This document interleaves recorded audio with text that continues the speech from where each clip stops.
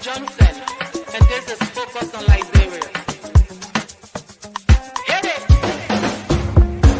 From Kemau to Cape Palmer, mountain back to Atlantic Ocean, Obomi Hills to Bokonjre, to educate, elevate, and promote.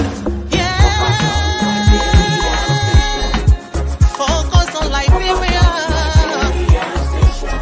For Liberia, Liberia. For Liberia, yeah, yeah, yeah, yeah, yeah. From Monday to Sunday. From Monday to Sunday. It's focused on Liberia.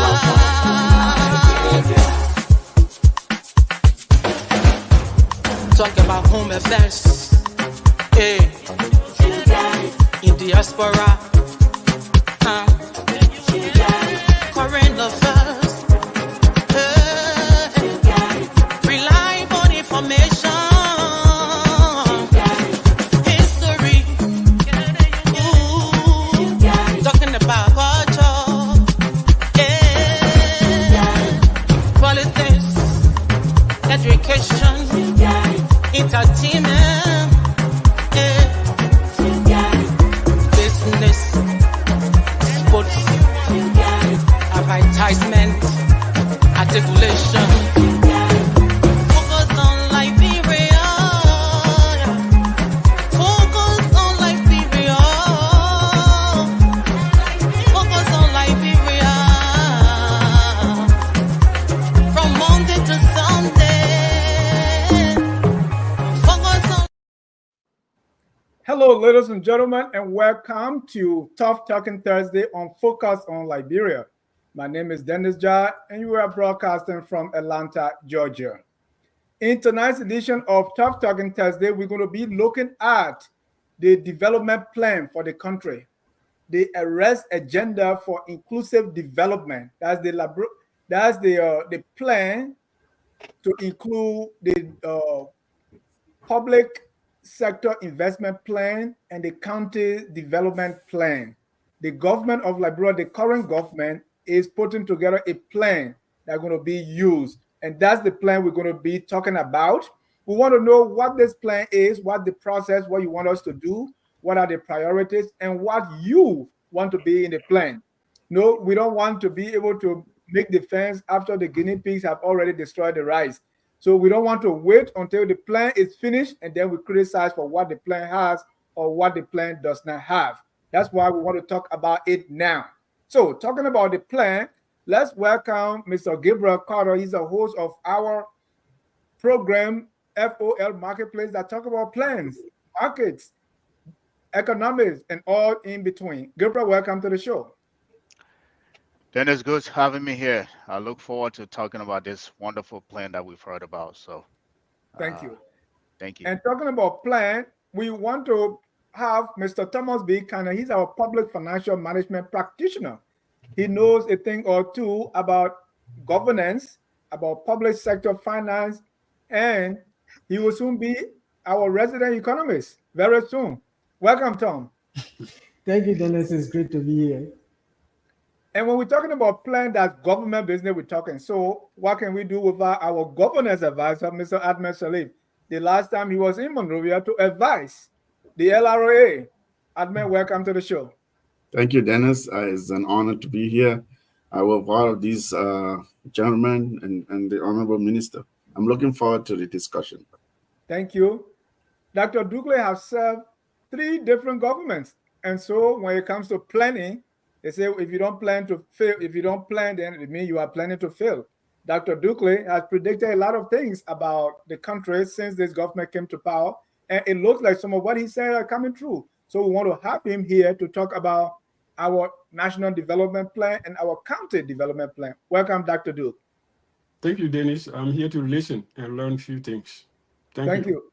Let me welcome our guest tonight. He's a FOL resident economist.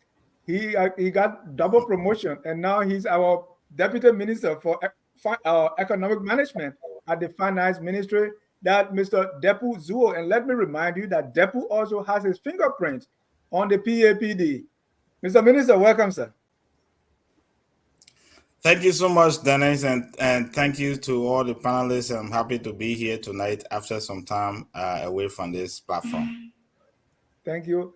And the deputy minister was at the mansion today launching this very plan with the president that we talk about. And so we want him to be here to tell us what the plan is and what he's expecting us to do, so as to have our input on this plan. Welcome again. This is your first time coming since you became our deputy minister. So thank you so much. We're honored to have you. Thank you, Dennis. I hope that we'll have time together tonight to give some better information to our people in the radio land. Let me welcome all our viewers from across the globe. This is the time to talk about our plan. They call that the Arrest Agenda for Inclusive Development, which includes the Public Sector Investment Plan and the 15-County Development Agenda. One of those who behind this plan is our guest tonight. And in that plan, the president is stressing the need for comprehensive societal engagement to collectively determine the nation's direction. President Bouaka reassured Liberians that the government is committed to elevating Liberia to higher heights. So he wants us to be involved in crafting this plan. Let me start by asking Thomas to give a background, this whole idea of planning, the development plan, arrest agenda. Thomas, give me a background about planning for the country, one of which that we are talking about tonight. Let's get some context here. Thank you very much, Dennis. And hi to all the listeners, to all the panelists, and to the minister. It's great to be here.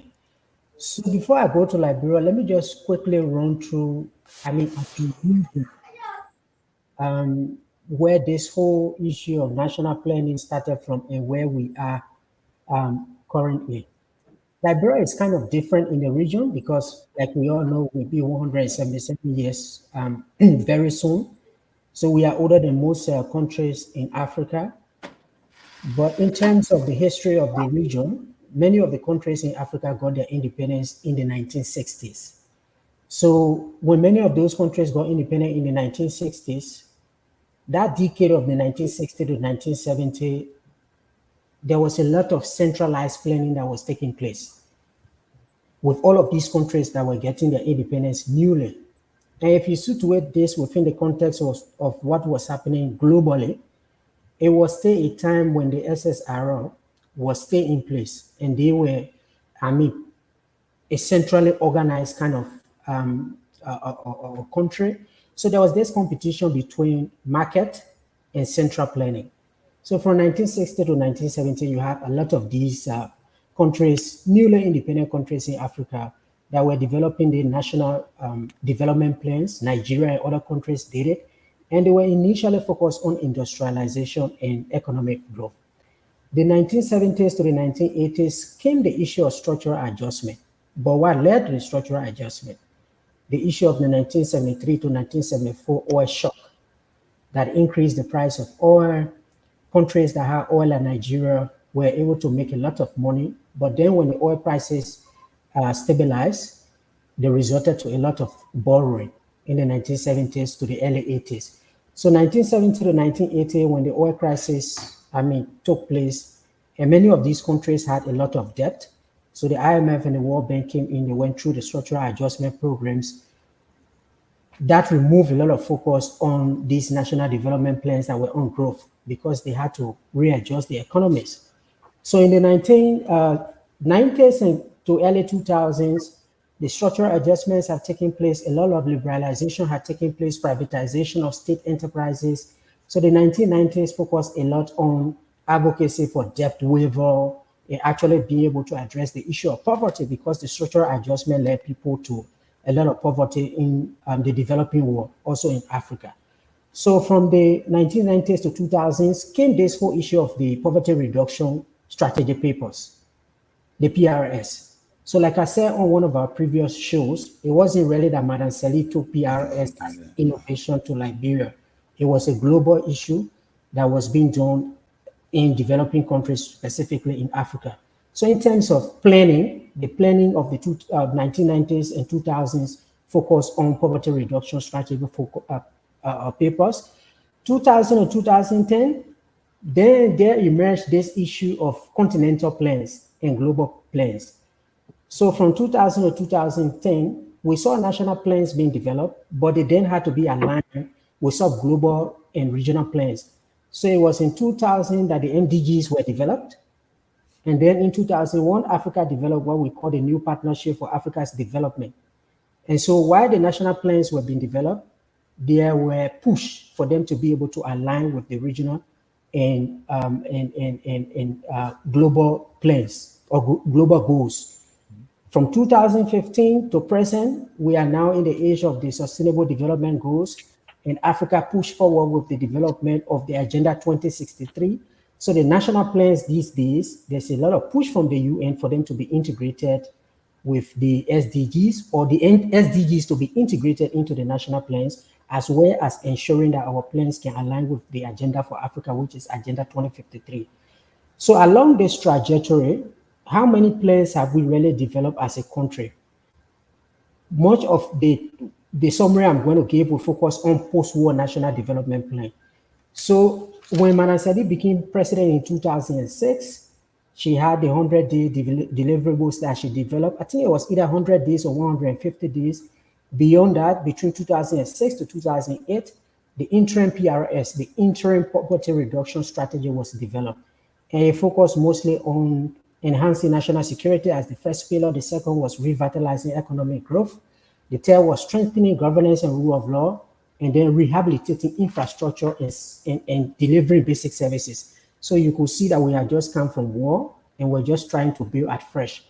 And then 2008 to 2011, we then developed the full 5-year poverty reduction strategy, which focused on peace and security, post-war country. Peace and security was still a focus, economic revitalization, governance and rule of law, and infrastructure and basic services. And so that took us to 2011. When it was ending, the conversation about developing the next national development plan was that we shouldn't only focus on medium terms, we should focus on long-range planning like other countries were doing. So then the Governance Commission, the Planning Ministry then led the process of developing Vision 2030, that which was meant to make Liberia a middle-income country. And so that 18-year plan was developed to cover 2012 to 2018. And then the plan was that the 18-year plan would be implemented 5 years at a time. So the first plan that was developed from the 18-year plan was the Agenda for Transformation. That was from 2012 to 2017. And the pillars were peace, security, and rule of law. So you could see we're now putting rule of law, security, and peace together. The second pillar was economic transformation. And then we brought in human development. And then the last pillar was governance and public institutions. And one good thing about the AFT was that it had cross-cutting issues. So we had gender, we had human rights, labor, employment, and everything as cross-cutting issues.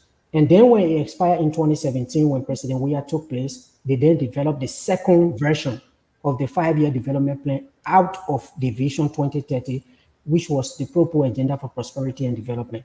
And the key pillars were power to the people, which focused on education, health, economy and jobs, sustaining the peace, and then governance and transparency.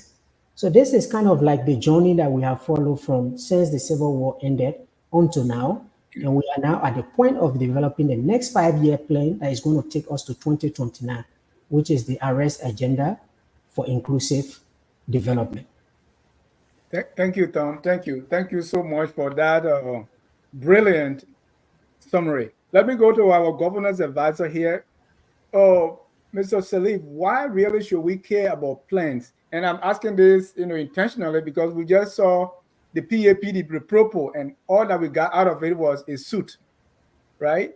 So why should this plan matter? Thank you, Dennis, and thank you, Thomas, for giving that context very thorough. Plan, think of a national plan as you would think of your own family budget, your own family, plans for how you want your organization or your family or any unit you are part of to progress. So in our case with this with President Boakai, what we're seeing is that they're focusing on the PSIP, which is the Public Sector Investment Plan, and then subnational plan, the county plans. So that tells you that the government, the plans help you first of all to try to decipher um, the priorities of the government of a particular administration. It tells all kinds of stakeholders where this government head is. It's good for the country itself as a budget tool, as a strategic tool to try to figure out how to implement priorities that the president has identified or that the administration is trying to go after, right? So plans are good in order uh, to help the government, as I said, be strategic about where they want to invest, where are the critical areas that needs to be investment ought to be tailored towards, right?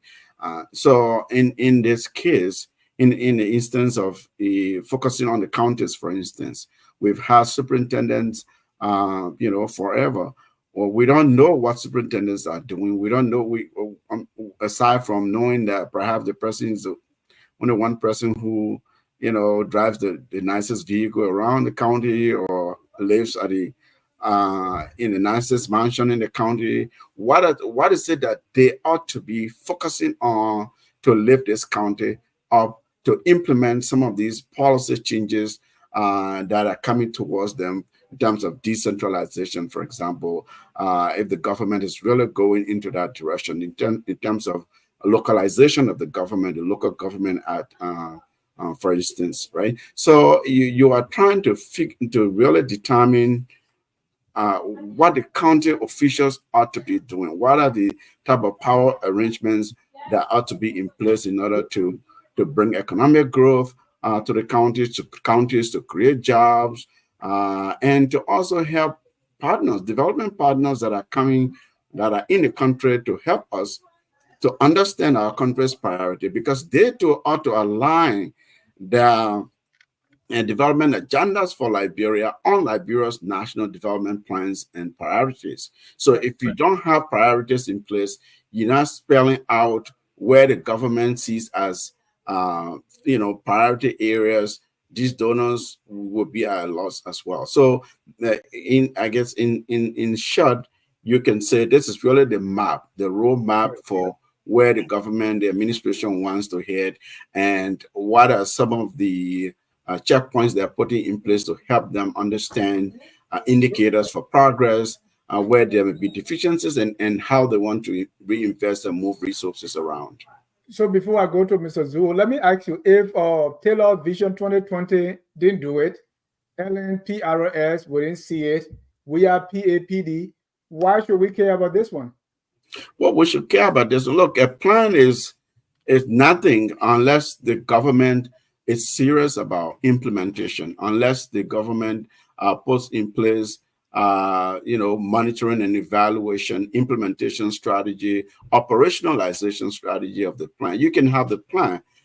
It's not enough to have just a plan if you don't intentionally involve, the people in the plan. For instance, if you don't show us how to monitor and how to hold the government accountable for implementation, how to understand whether progress is happening or not. So, any administration, like Thomas laid out, there's reasons why every government will go after planning, because it could be citizens are demanding plans, it could be donors are demanding plans, it could be, it's the regional trend, it's a global trend, right? So the sustainable development goals, for instance, like he was laying out, there are national obligations that a country has to show that it is really acting upon these specific objectives of the SDGs, for instance. So a plan is as good as the officers and officials of government who are going after, who are implementing it or not implementing it at all. If the government is not interested in the particular priority that is set out in the plan, there's nothing. It's just on paper. Thank you so much. I mean, you guys are brilliant, man. Let me go to Depu, the person who is doing this planning for us, or who is part of it. So, Mr. Zuo, let me ask you, what is it that you were doing? What is this arrest agenda for inclusive development? And what is it that you want the country to do? I know today you launched it, and I was reading about it, I watched it. So tell us, what is it that you are doing? What's the process like? And what do you want the citizens and development partners to do as a result? And where are you in that process? Thank you, Dennis, and thank you to the panelists for the very good analysis and of national development planning process. Today was a very great time. The first National Steering Committee meeting was actually held, chaired by the president himself, and it's part of the planning process. Realistically, development planning is very much key to any national economic development or social development. Is very much important. Before you make any progress, you should also know where you are coming from and where you are going. So your plan becomes a contour or your guide for your development of any nation. So Liberia, the post-war Liberia has actually had a couple of plans, including the IPRS. From there, we came to PRS. From PRS, we designed what we call the 2030 vision. And the first series of the 2030 vision was the AFT, which was Agenda for Transformation. And second phase was the PAPD, which was a proper agenda for prosperity and development. And from there now, what we have now is a REST agenda. And this arrest agenda that said that to many of our colleagues and our partners that this is what we call gap connectors. And the President Bouaka is now the gap connector because one, you have Liberia Vision 2030, which actually is something that as a nation we need to go for. We having some issue there. Depu is joining us from Monrovia, so we should expect that. Say that by 2030 we're going to have a middle income country, and our economy be able to acquire education. The literacy rate we're going to increase, and in the planning process, we set these targets and make sure that Liberia become an inclusive country.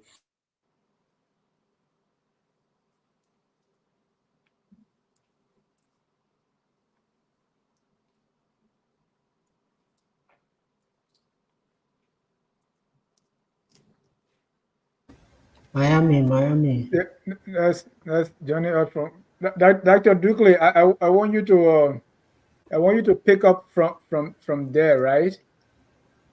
And talk about it, this whole planning. You were waiting for President Salif, the planning.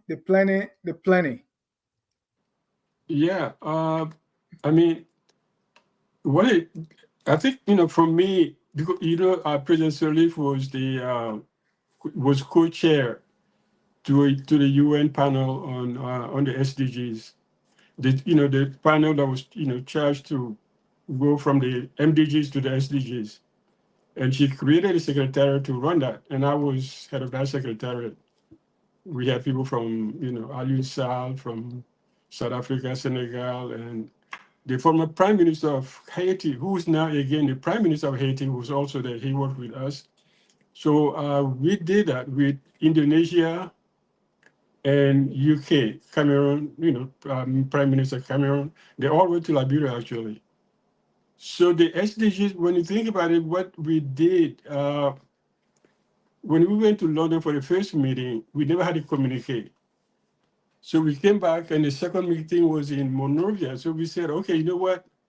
Why don't we take the PRS and break it down and use that as a beginning part of the discussion? So if you look at it, the Liberian PRS actually was the foundation because we are the only country that provided something. So we went and worked with that, and that's what happened. That ended up being everybody, in the base of the the SDGs, and the African Common Position.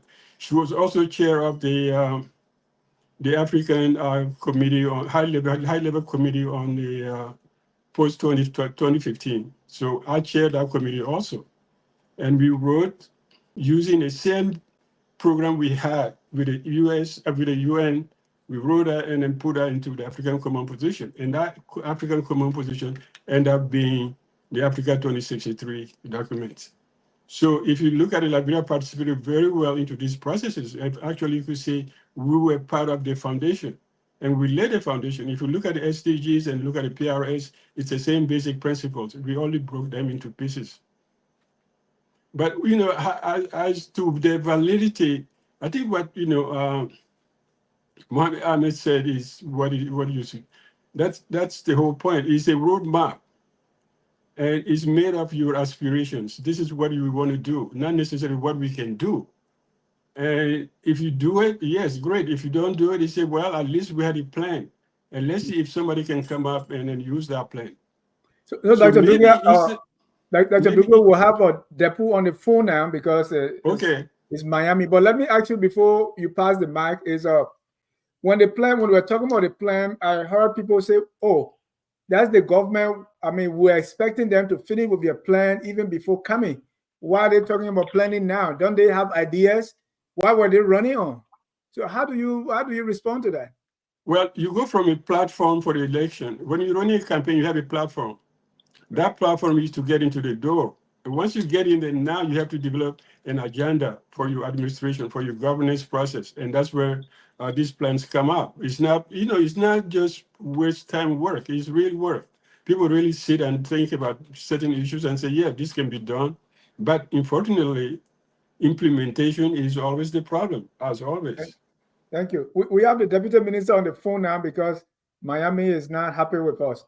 So Zuo, continue, sir. Yes, thank you. As I was saying, that we have the National Vision 2030, which of course gives the aspiration of the nation, and as a result, we should have that three plans, which will take us from 2012 to 2030. Now, as we speak, why I call this gap connector and also call President Barker himself gap connector is that as a president, he's required now to bridge the generation gap, meaning that he's going to be preparing for the younger generation and his generation as well to see all the missing link in terms of our national development process. And the next thing that there is that the gap that there is that the national vision of Liberia, there are a lot of issues that actually happen as I explained from Ebola shock, looking to COVID-19 shocks, and these are all the things that have made Liberia now to reach its 8.3 growth target to reach up to middle income country. Now we now as part of global, which Liberia President Salih led the global agenda of 2030 vision, and also became a part of the committee member of the African Vision 2063. We have three things that we're going to look at carefully. How do we achieve these targets that are set by the international and national agenda? So for this reason, what we have done as the government, President Bwaga has decided to do is to see how best to come up with a plan that will be able to reach us. If we cannot reach the optimum target, or at least to make sure that we meet with some minimum standard that we can be among a community or nation that have been able to meet the international target and also meeting national target as a country. So going into this process, we have what we call the arrest agenda. It's an inclusive development plan that targets the entire economy. It has 6 important pillars that you want to be looking at. And these 6 issues are things that we call a growth driver or binding constraints to the development process in Liberia. So the first thing that they under the arrest, we have agriculture, which is now we're talking about food security for the country and focusing on production process where Liberians can feed themselves. And from there, you have rule, which is the binding constraint from all the diagnosis that was done by the previous administration, the Unity Party administration. They did a good diagnostic study. You know that agriculture, rule and energy were binding constraints to our economic development and growth. From there, we also have rule of law, which is very cabinet coming from the war, and we also, for the peaceful coexistence of this country and stability of the state, we got rule of law, which is the third issue to address, and we got education, which is human capital to develop. We have the sanitation, how to do with the health and environmental protection, and also the tourism. So the sixth pillar we have, which of course this agenda is going to be something that we call it inclusive development. The president has decided that going forward, what are some of the areas that we actually did not achieve, our development target and goal for the past years since the Civil War, meaning that what we failed to do under the PRS, the AFT, and PAPD, what are some of the issues that we can address? For this reason, we consider agriculture to be one of the major areas that we can focus on. Under agriculture, the president is saying that there should be a rule to increase productivity, to ensure that the farm to market rule that people can cooperative can be established in the country, and people will be able to produce and feed themselves. Now, the section today was an inaugural session where he wanted to hear from the sector head, ministry, agency. We want to make this process more inclusive. From the time we designed this as a platform for the Unity Party, we want to make sure that it becomes a national agenda. Under the national agenda, we want to make it more inclusive. You have the civil society represented on this commission, the National Steering Committee. You also have the private sector representation. You have the donor community, and you have the various ministry and agencies that are also part of the planning process. So we call it National Steering Committee. The president is the chair and co-chaired by the UN resident coordinator. And this section provided opportunity where first interaction, we first of all listen to the sector head and they give their roadmap. Some of the sectors, including agriculture, health, education, they have long-term strategy or long-term plan. This plan will be integrated into this national development plan to ensure that we have a 5-year plan that takes us to 2029 and 2030 vision. And besides that, we also have some sectors that have their own strategy, or strategic plan, but we want to identify the priority to align it with the rest agenda. The alignment section, we gave opportunity to most of the ministers today to actually show us how the alignment section is the system going to be like in the planning process. But quite interestingly, the reason here we call gap connection or gap connector plan is that you want to have what we call the country development plan, which is going to let us as a country to see for the first time to ensure that we are going to be implementing the local government act, designating authority to the local people, local authority, at the same time localizing development. And in that process, you will see that we have a structure where the county service center and everything that will make sure that services are provided at a local level, where the local leaders will have the right to constitute their local authority, which will be a county council. They are constituted more like the legislative that make decisions on their budgeting and everything in the implementation of development process. And under this plan, we are now going to be doing what we call a revenue sharing scheme under the Liberian Revenue Authority for the first time, to see that whatever revenue collected within a county or a district everywhere, a certain percentage will be given to the county for development purpose. And in this case now, it has to be more inclusive. So this plan is actually both bottom up and top down approach we are going to be adopting in it. So that's the reason why we want the civil society to be on board. We want the international community to be on board. We want the private sector to be involved. Where the government does not have the resources, there will be intervention from all of these partners and also from all of these actors. Non-actor government, non-state actors and state actors will be able to work together. Besides that, looking at it from the perspective that we make it more inclusive in the sense that no one is left behind. We want everyone to be involved. We want everyone to get involved with this planning process. And as we go into the process, I know today At a national level, it was a very good engagement.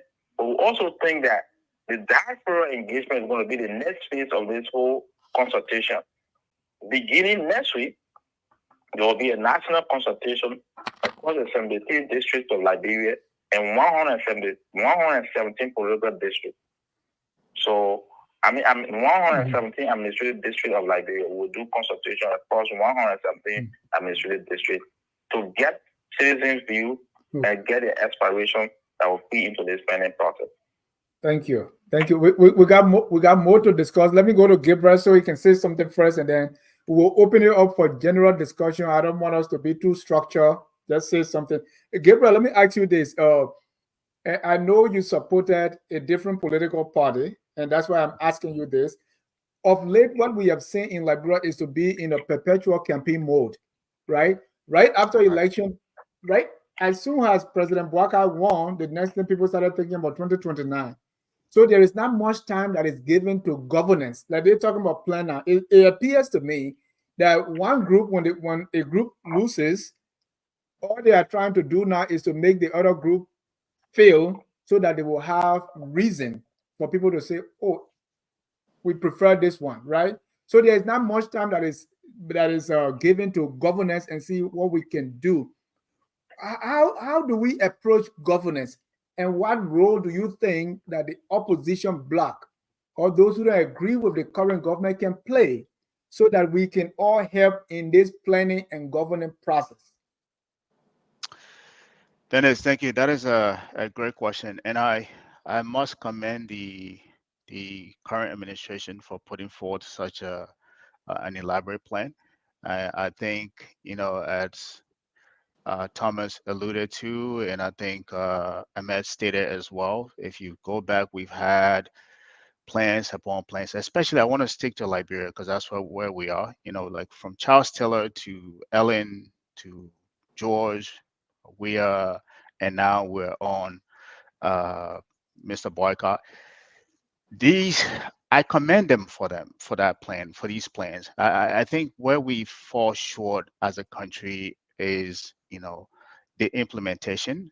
One, the making sure that you have the capital available to fund plan. As I always say, you cannot put for any plan without the resources. So as elaborate as this plan is, with all the moving parts to it, the biggest question I think that I have as somebody in the opposition is, where are you going to get the capital to fund it, given what we have seen in the budget, right? If you and I think every country in the region copies each other. Ghana was at this point in 1983 where they wanted to show GDP growth, they wanted to reduce inflation, encourage domestic saving and all of that, right? The same bottleneck that I think this administration is going to face, that George Weah administration faced, that Ellen administration faced, the same one that Charles Taylor faced, are the same bottlenecks that are going to fix. And those bottlenecks are infrastructure, right? Energy, water, credit, right? As I keep saying, credit, you need credit to fund these things, you need capital to fund these things. And the biggest one, which we suffer right now, right in front of our face while we're on this call, internet connectivity, right? So as elaborate as these plans may seem or they may be, I think what we fail to really capitalize on not just having the right people in place, but having the resources from a capital standpoint to be able to fund it. If you look even in the West, right, you see any plan that the people put forward, they will create a budget around it, right? In our case, we do not have it. So I also encourage, which I think Depu alluded to, they're going to engage the diaspora. So I don't know if you're coming to the diaspora to pitch it as something they should all encourage, to rally around. But how are you going to raise capital around them? Are you coming to them to raise money, or are you just coming to get their support? Now, to answer your question on the governance piece of it, as I said, governance is not just being diplomatic. and making sure that everything falls in place. It's also being able to persuade people, right? All of us are in the opposition, at least I am, right? How do you persuade the other, candidates, that are on the sideline right now, that are in the opposition, to say this is something that I want for the country. This is something that I think can, benefit the country maybe 5 or 10 years from now. And for me, I would say this without going too long. I see this as another, pitch, a platform to project to 2029. That comes 2029, we're going to say we presented this plan, and this is what this administration was able to do within that, 6 years that we were in power. But for me, the biggest question that I think I want to pose to Depu, and I will yield on that, is how, given what I think you mentioned this, and I will take you back to the PSIP, which is the Public Service Investment Plan. You've seen the budget that came out. You've seen how much was allocated towards it, and this plan is centered around the Public Service Investment Plan. If we have such a low allocation towards that within our budget, where are we going to get this extra capital revenues, where we're going to allocate to the counties and all of these things, counties, to be able to carry out some of these plans? Who are the people that are going to be in charge? I come from a finance background, right? Mm. Everybody has an idea, everybody has a plan, right?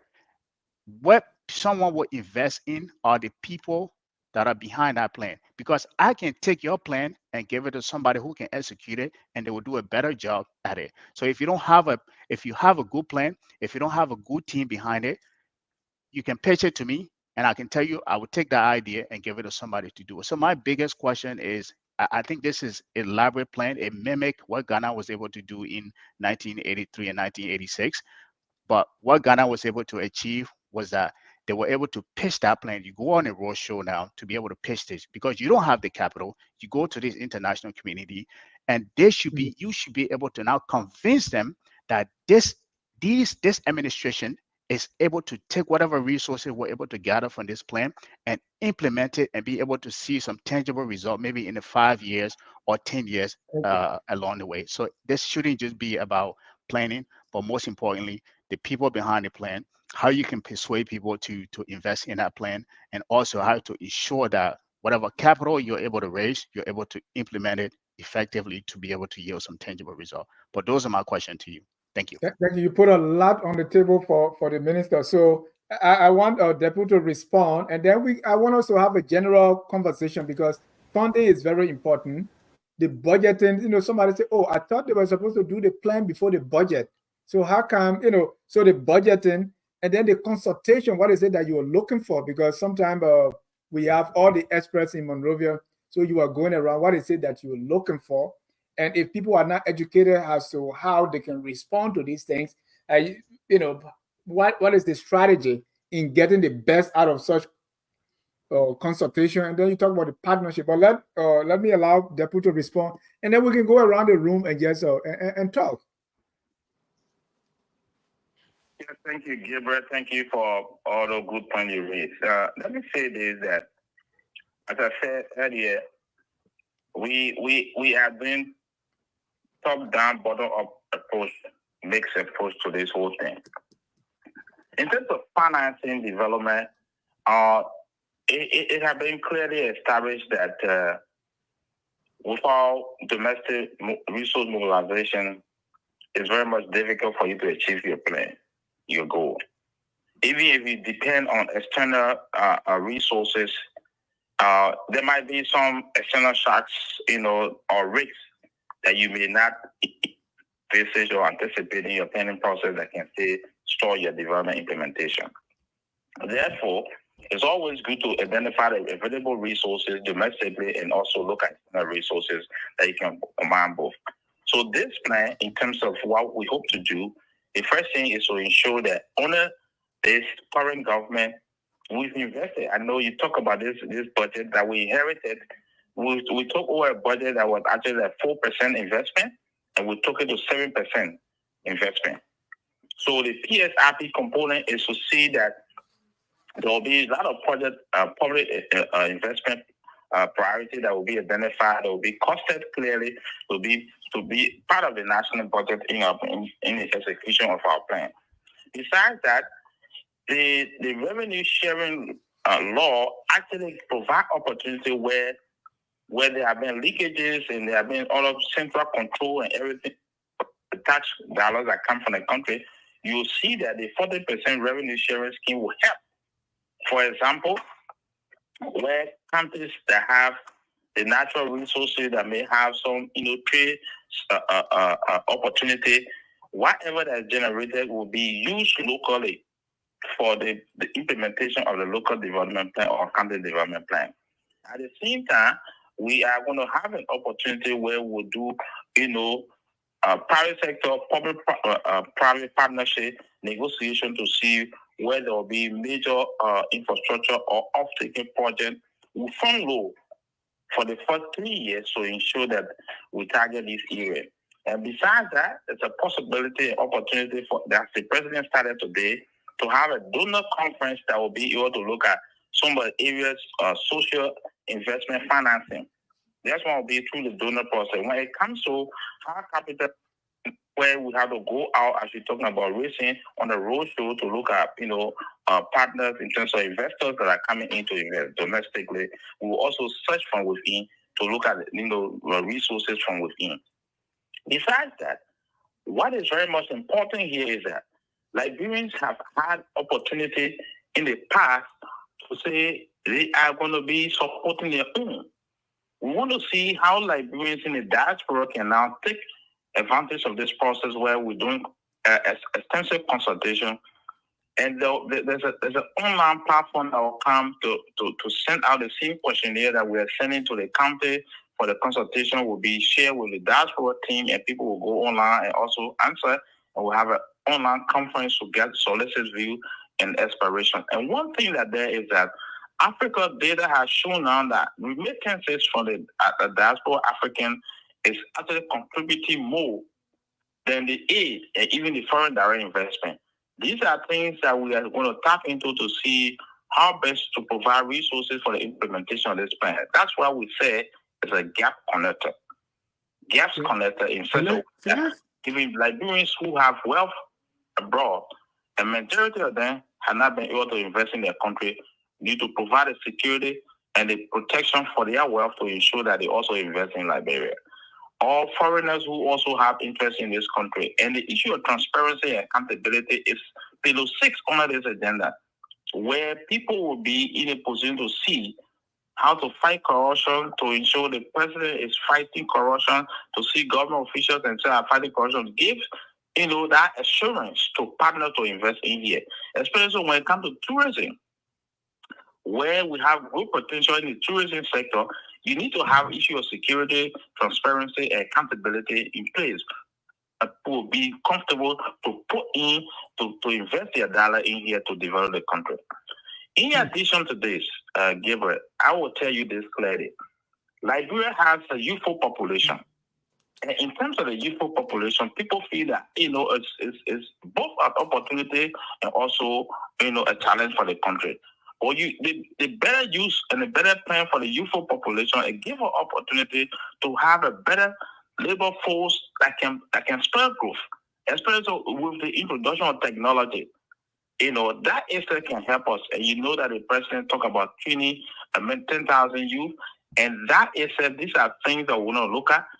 And you and I were talking online, and right now I was on the screen. And I have to go off because of our low technology and low signal. These are problems that have been identified.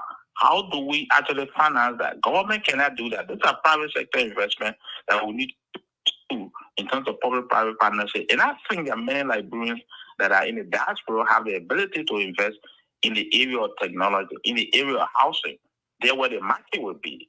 And in terms of education, health sector, health tourism will be a better opportunity. And these are the talk we're going to have with the diaspora Liberian. In fact, you see, you have more Liberians involved in the financial sector abroad than the Liberian involvement in the financial sector in Liberia. You're one of those. You look at health sector. Many Liberians abroad, they are health professionals, but they work abroad and they don't work back home. But if we can create an environment where the country development agenda is actually speaking to the national development agenda and people are identifying the market lane and also investment opportunity, we believe that we can mobilize resources to achieve this goal. Thank you. Hey, can I say something? Yes, sir. Yeah, therefore, I like you commented about the diaspora, but you see, we don't, every time government talks about diaspora, it's like coming to get votes, coming to get money, and consultation. But when diaspora goes home, there's nothing for them. If you look at West Africa, almost every country has either a diaspora ministry and also vote, have diaspora not only voting, but also a representative in the assembly. So you have to have structures. Look at Ghana, what Ghana does for diaspora. You don't just send your money to your cousin to go build a house. You can send it to the government and they find a place for you to do it. So you guys have to, when you think about those plans, don't just come and say, we need diaspora support. We know we can support, but can government create something on the ground that says we take diaspora seriously beyond just coming to get vote and then raise money and get PR, etc.? Depo. Depo? It's probably I think buffer. there's a diaspora conference. Hello? Yes, sir. We're hearing you. Go ahead, sir. I hear you. There's an ongoing diaspora conference planning process. In fact, the President's office and the Ministry of Foreign Affairs are now working on a diaspora initiative, not only for the raising capital. There are so many issues we have to be looking at here to consult with the diaspora community. So in terms of establishing the office directly, as you are aware, it's always a diaspora office with the Ministry of State. It's actually effective now. The Ministry of Foreign Affairs is now trying to see how they can combine the office and now have a diaspora initiative center where everyone will be issued from a broad perspective on investment. For example, I can tell you clearly that if you look at, besides just taking funds, if you look at issue with Liberian, I just had a conversation with a peaceful director for Liberia. The fiscal initiative is now thinking about how to look at to bridge a culture or shock that peaceful experience. And now we can see it from the diaspora perspective that Liberian American kids who were born by Liberian parents in the United States who want to become peaceful, they can also apply and come to Liberia. That becomes a way of, say, cultural integration and also social development. But these are things that we got to be looking at in terms of how we work with diaspora engagement. Besides that, other countries will say, can we be able to say, we're not looking at that, can we have a diaspora bond process where to development in specific sectors? These are the opportunity and that we have now to see how best we can engage our people.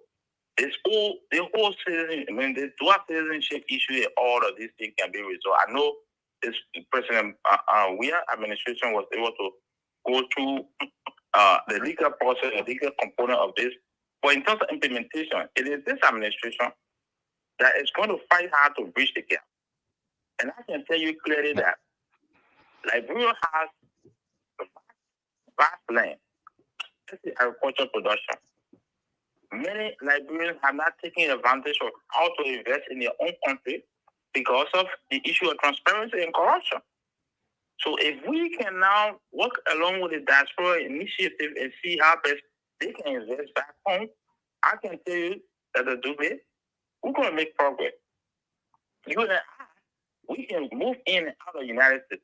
But how well the Liberian children that are born in the diaspora, how well do they know more about their country? It's about time for us to do real promotion. It's about time for us to do real marketing of what the resources we have in here. I know many of those kids will be able to invest here. Okay, I have a follow-up before you go too long. Actually, best with natural resources. No, I have a follow-up question though.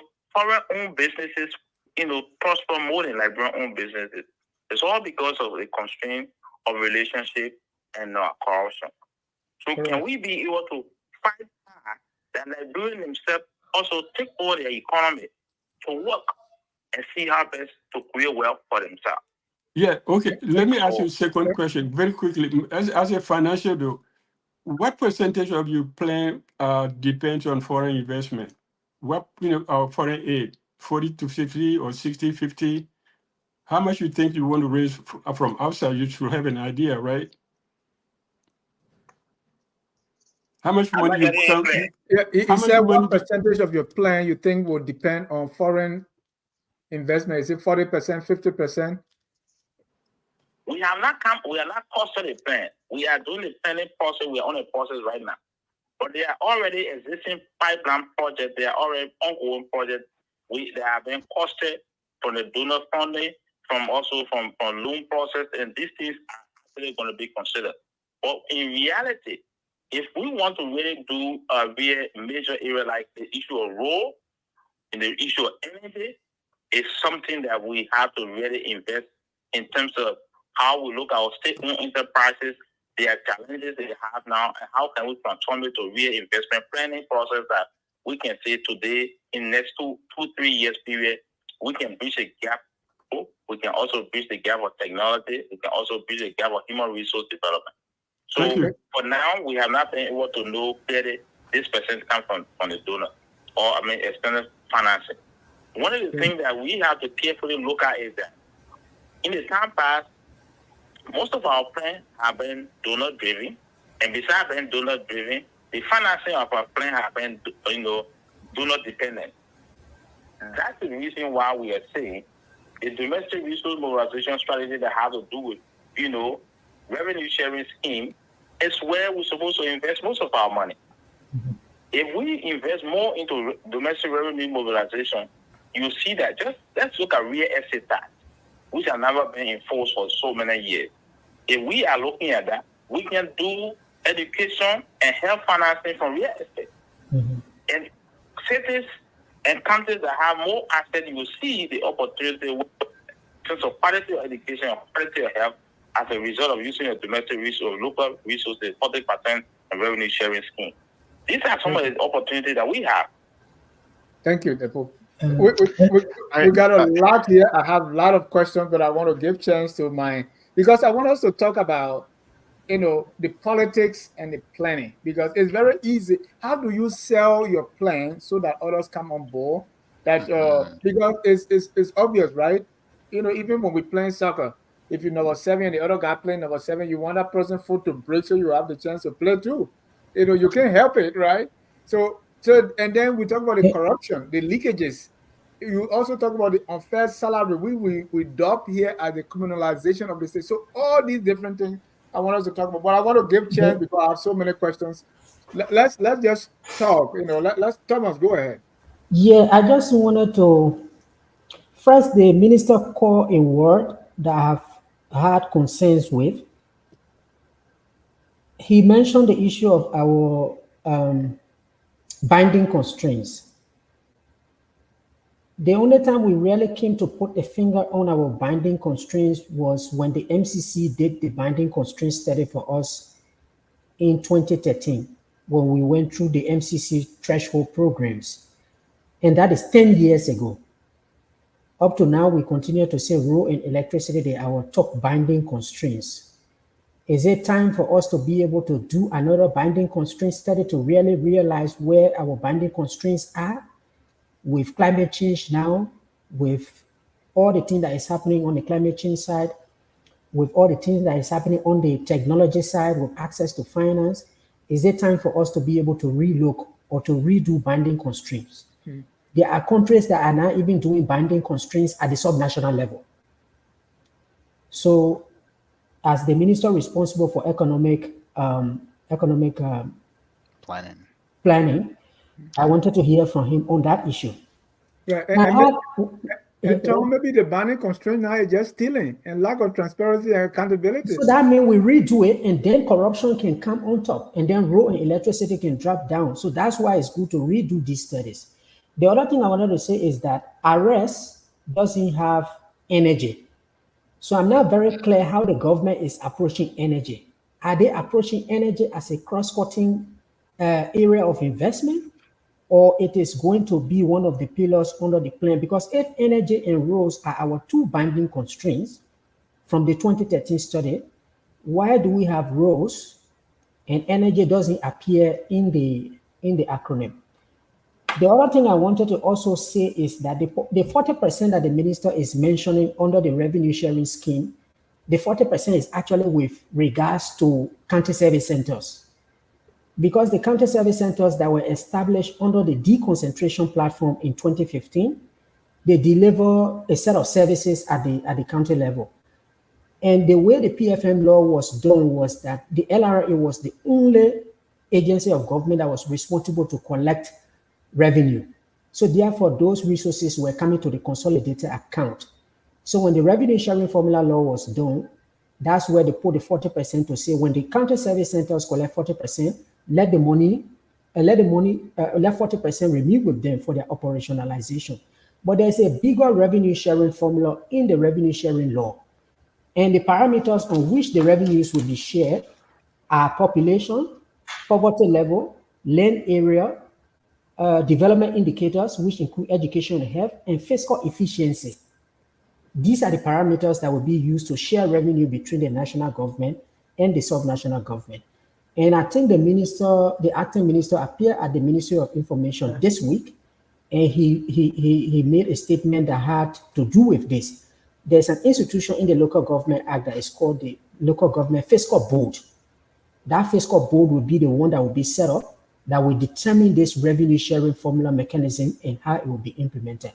But a bigger question and point I wanted to put forth to the minister is we have not done revenue assignment. That is, we've not defined the roles of the subnational governments. When you look at the Local Government Act, we have different levels of government. We have the national government, we have the county. One second. It's important because we are developing. I wanted to take us one at a time. Okay. So you will remember. Now let me just finish. We are developing county development plans, and I agree with him. This time is going to be a little bit different because in 2012 we developed county development plans, but there was no revenue side to it. So the plans ended up not being implemented. Now there's revenue sharing ongoing. But my point is that we've not defined the roles and responsibilities of the counties. In health sector, he's saying property taxes, for instance, can fund education. But we have to define what the counties will do in education. Will primary education be their responsibility? We've not defined the roles and responsibilities of the subnational layers of government, but we are developing a plan for them. So what are we putting in the plan? So I just wanted him to give a feedback on these things and for him to also comment on the issue of the budgeting framework. How are they with medium-term expenditure budgeting? But it's too much, so let me stop here for now. I told you it's too much. You people know too much, book. The man is there. I just put the blow on me now and say, it's too much. So, the first thing that there is that let me just go to the last question. If you will remove it, just refresh my memory so I can go to all your questions. But the first thing that there is that the issue of medium-term framework, MTEF, is one of the main reasons why we have decided to ensure that we incorporate that. If you were here before, that was something we started in 2011, 2012, and later on it was not fully implemented, and now we are moving towards that. And as a way of saying that they will help us in terms of resource identification and costing from the bottom. And that will also help us to also understand the decentralization process that has to do with fiscal, board and also distribution of the resources at the bottom. Now, what is very much important here is that after you pass the law, there should be regulation. And that's the next thing that the draft is now in the draft stage in terms of the regulation on how the resources will be appropriated and how it will be applied and who is responsible to do what. These things are things that cannot be in the law. It cannot be detailed in the law, but now the regulation will be able to be detailed. And as you are aware that in terms of public financial management. There's a 2000 now PFM law, but now they have the amended version of 2019. That itself also gave an opportunity on the application of resources, in terms of generation and distribution. But guess what is important in this whole process? One, how to tackle corruption. And once you do this, and decentralization and the revenue sharing, you're talking about county, the board and also a county council is no longer going to be like where you have individual based elected. You have the civil society and youth representation, just inclusive representation on that county council. And this group will be able to be making decisions not only in the favor of the political class, but also at low class and also the poor. So we believe that this plan, in as much as it looks very heavy, this is going to give us the opportunity to see how best we can have intervening opportunity from the missing, resources, how we manage our resources in the past. In the regulation, we'll be able to know which of the taxes and what specific area that should be coming to the central government and what goes to the local government. So I believe it's a long process, but the best thing to do require planning. So we are now doing more consultation, more engagement. As we speak tonight, there are other people who have been calling since the launch of the steering committee today, who have been calling. The consultation is going to be, they're going to launch the consultation tomorrow. And at that time, many people who are going to county, they will deploy them to see how best they can reach to the 117 administrative district. Mm-hmm. In terms of how we will be able to tabulate and compare this, is something that we need consultancy and also support. Right. One thing that there is that the two plans where we're preparing the county development plan and the national development plan will all be done by local fund, like own fund. It's not bringing international consultant, they work and go back. Mm-hmm. No. We are dealing with people who understand the economy, they understand the culture, they understand the language, and know the social stratification we have in this country, that they can be able to do the work that will respond to the demand from the market. Thank you. And I know we have 2 minutes. We have a lot of questions and things to. What's the thought about energy? Yeah. How are they approaching energy? Okay, thank you. The issue of banning constraint is true that a study was done long time, but you realize that implementation of what we identify as rule, just 13% of the rule in this country have been paid. Mm-hmm. So what do? You continue with rule access. That constraint may no longer exist, right? That's the point he's making. It does exist. Rule is still a serious. There's still constraints. Yeah. No study. We do access across the country as we see it, and you also see that electricity just less than 30% now have access to electricity. So of the population. So electricity distribution is still a major thing that we got to look at. It is true that industrialization doesn't just take place like that. There are many specific sectors you got to be looking at. Therefore, we got to be looking at which one impact will have, which project will undertake or have wider impact. And we look at agricultural production. We invest more money into agriculture. Look at rural. Investment in rural will actually spur growth in agriculture, will also decrease, incidence of diseases, will also improve the quality of education. So it's important to still consider rural as one of the major cardinal points of the development. Right, and Depo can be, but I really disagree with that rural thing, because we can have that in the Todi where we have roads. What are we doing there? But that's a separate argument. But to Thomas' point, why don't you have electricity? What do you mean by Todi rural asset? In the first place, thank you that you brought Todi, because I'm actually looking at Todi. Todi, in testing it, let me say this. That's what we call rural is very much important.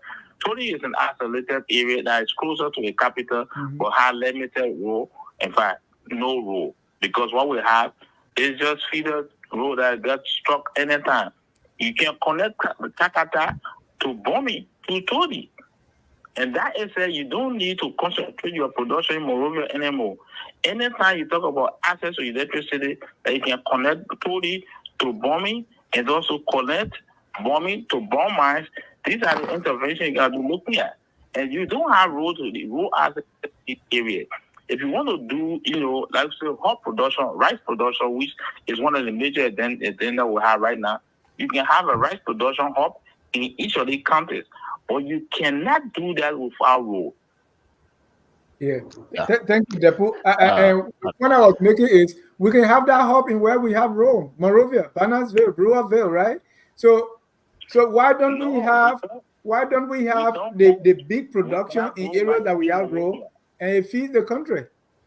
I mean, we don't have to go to Sino to produce. We can produce right there in Monrovia where we have roads. No, we have to do that. That's why the decentralization component is very important. In fact, more lowland in River G than what you see in Monrovia, in Mosorado County. So if you want to produce rice in River G, where they have one of the largest lowland areas, we need road to go to River G. And that is our deconcentrated population will take place. People will migrate from Monrovia to what? To River G.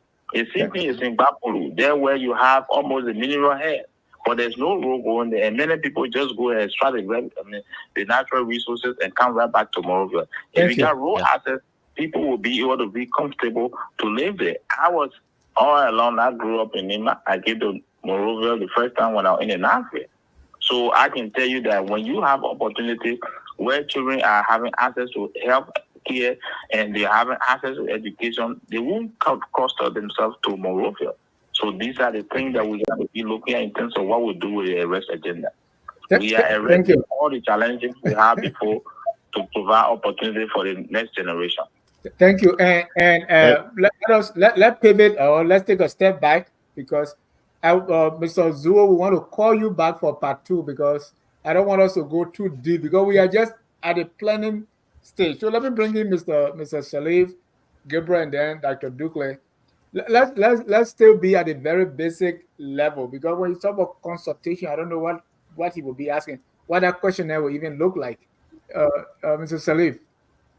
Well, thank you. I mean, this is a good introduction to the national planning process as is inherent in the planning process itself. All these things the minister is raising, answering our questions, and all of us are raising. These are the technical components to it, right? But from what I understand, this agenda is an inclusive one, and the planning is very intentional about that inclusivity. Now they're taking into consideration the things like revenue sharing element that Thomas was raising. That even if you just implemented the county service, that your revenue sharing component there under that law, to me that's something in the right direction. And my question is the consultation. Is a very important component of this, Mr. Minister. But if it's not, I don't want to say it's not if it's not done in the right way. But I wonder, given some of the challenges with education and understanding and communication between the national and the subnational and the rural parts of the country, how are you tailoring these components that you want to see in the PSIP, you want to see in the county development plans? How are you bringing this to the people so that they have actual input? So it's not just some cosmetic, we did a consultation check. We went to all the districts, we've identified all the rural parts, we've identified, we checked that, we come to Monrovia and compile and write a very beautiful plan. But the people don't understand it. It may not really reflect the realities that they're dealing with on the ground. So can you speak to that process? There's a technical component, right, where you probably did some studies or maybe is underway to understand these constraints and these challenges and opportunities in the rural areas, but also just voice, inclusivity of voice, inclusivity of demography of the different parts of the country and citizens' voice. Depo. Yes, I know. I probably want to say we will have to do it because it's almost go to 1 o'clock. But Okay. Yeah. the consultation is very much important. We have, first of all, the process started with a desk review and what we call sectoral analysis and sector expert research. And that itself has actually been ongoing for a long time, and the UN and other partners are actually looking at that, and they are the one who hire local and international consultants to look at all of these things. But it's not all about desk research and desk review. What is important there is to look at the current reality and do a survey and questionnaire that will be able to provide the data, and that will be able to be analyzed for the planning process. And there where you hear the voice for the citizen and what their aspirations are and what they want to do, where they want to see themselves, how they can get involved into the planning process. And what's important here is that we are looking at the country development plan, and we are doing a citizen consultation to look at the comparative advantage per country, to look at production, opportunity, intervention in terms of investment. For example, across Liberia, not everywhere you plant rice. There are certain locales that you can only grow rice, and there are certain areas that can grow, let's say, coconut. Therefore, if we want to say we want to do the agricultural sector plan, which will feed into the national development plan, where are the areas, what crops that we are going to be prioritizing for production, for consumption and export? The food crops and cash crop, which country and which area we want to invest in. These are things that you do the consultation across the country to look at it. In terms of investment in technology, what are some of the northern region you are looking for in the north? That's the production north you can look at.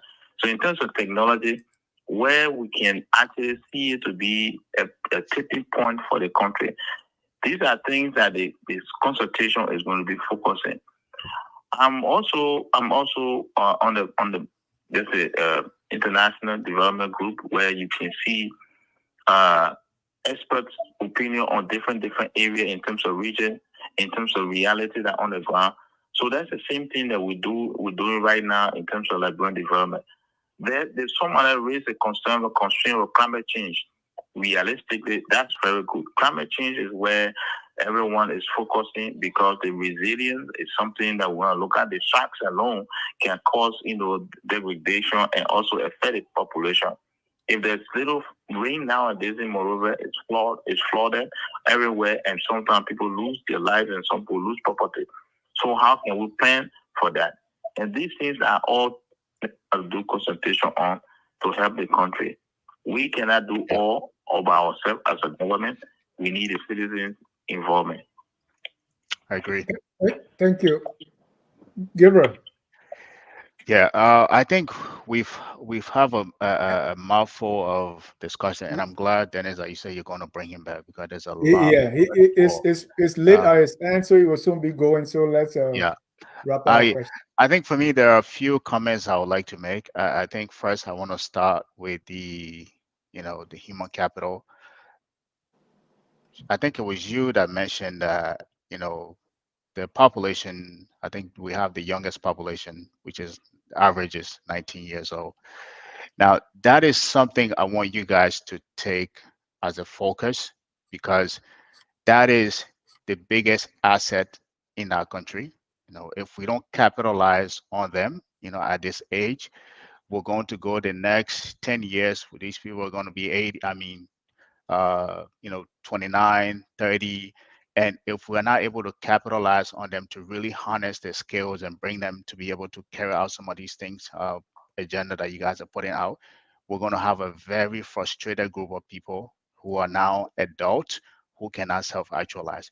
So that human capital piece, I want you guys, maybe that's something you guys should really think about. That we have a talent gap right now in Liberia. You might be able to pull people from the diaspora to do some of these things that you guys are planning out. But what happened after those people get phased out? You want the population, locally in Liberia to be able to come in. And in order for you to do that, you have to be able to harness those young people right now, give them the tools and resources, whether it's education that they need to be able to have the skill set to be able to carry out some of these plans. So that's something that's very important that I wanted to talk about. The other piece that I wanted to mention is the energy. I think we keep avoiding the energy piece. It was the current minister of, Senator Fubapulu, who I thought was championing this whole energy independent, but I think he fell off as maybe it was just some kind of political, whatever it was. We have Ghana, Ivory Coast, Egypt that are very energy sufficient. You can add Togo to that list. South Africa, right? Even though they have power shed every now and then. There's simple method that this country are adopting. And I think at one point the last administration said we're getting energy from Ivory Coast. Ivory Coast was supplying us with energy. Or was it the other way around?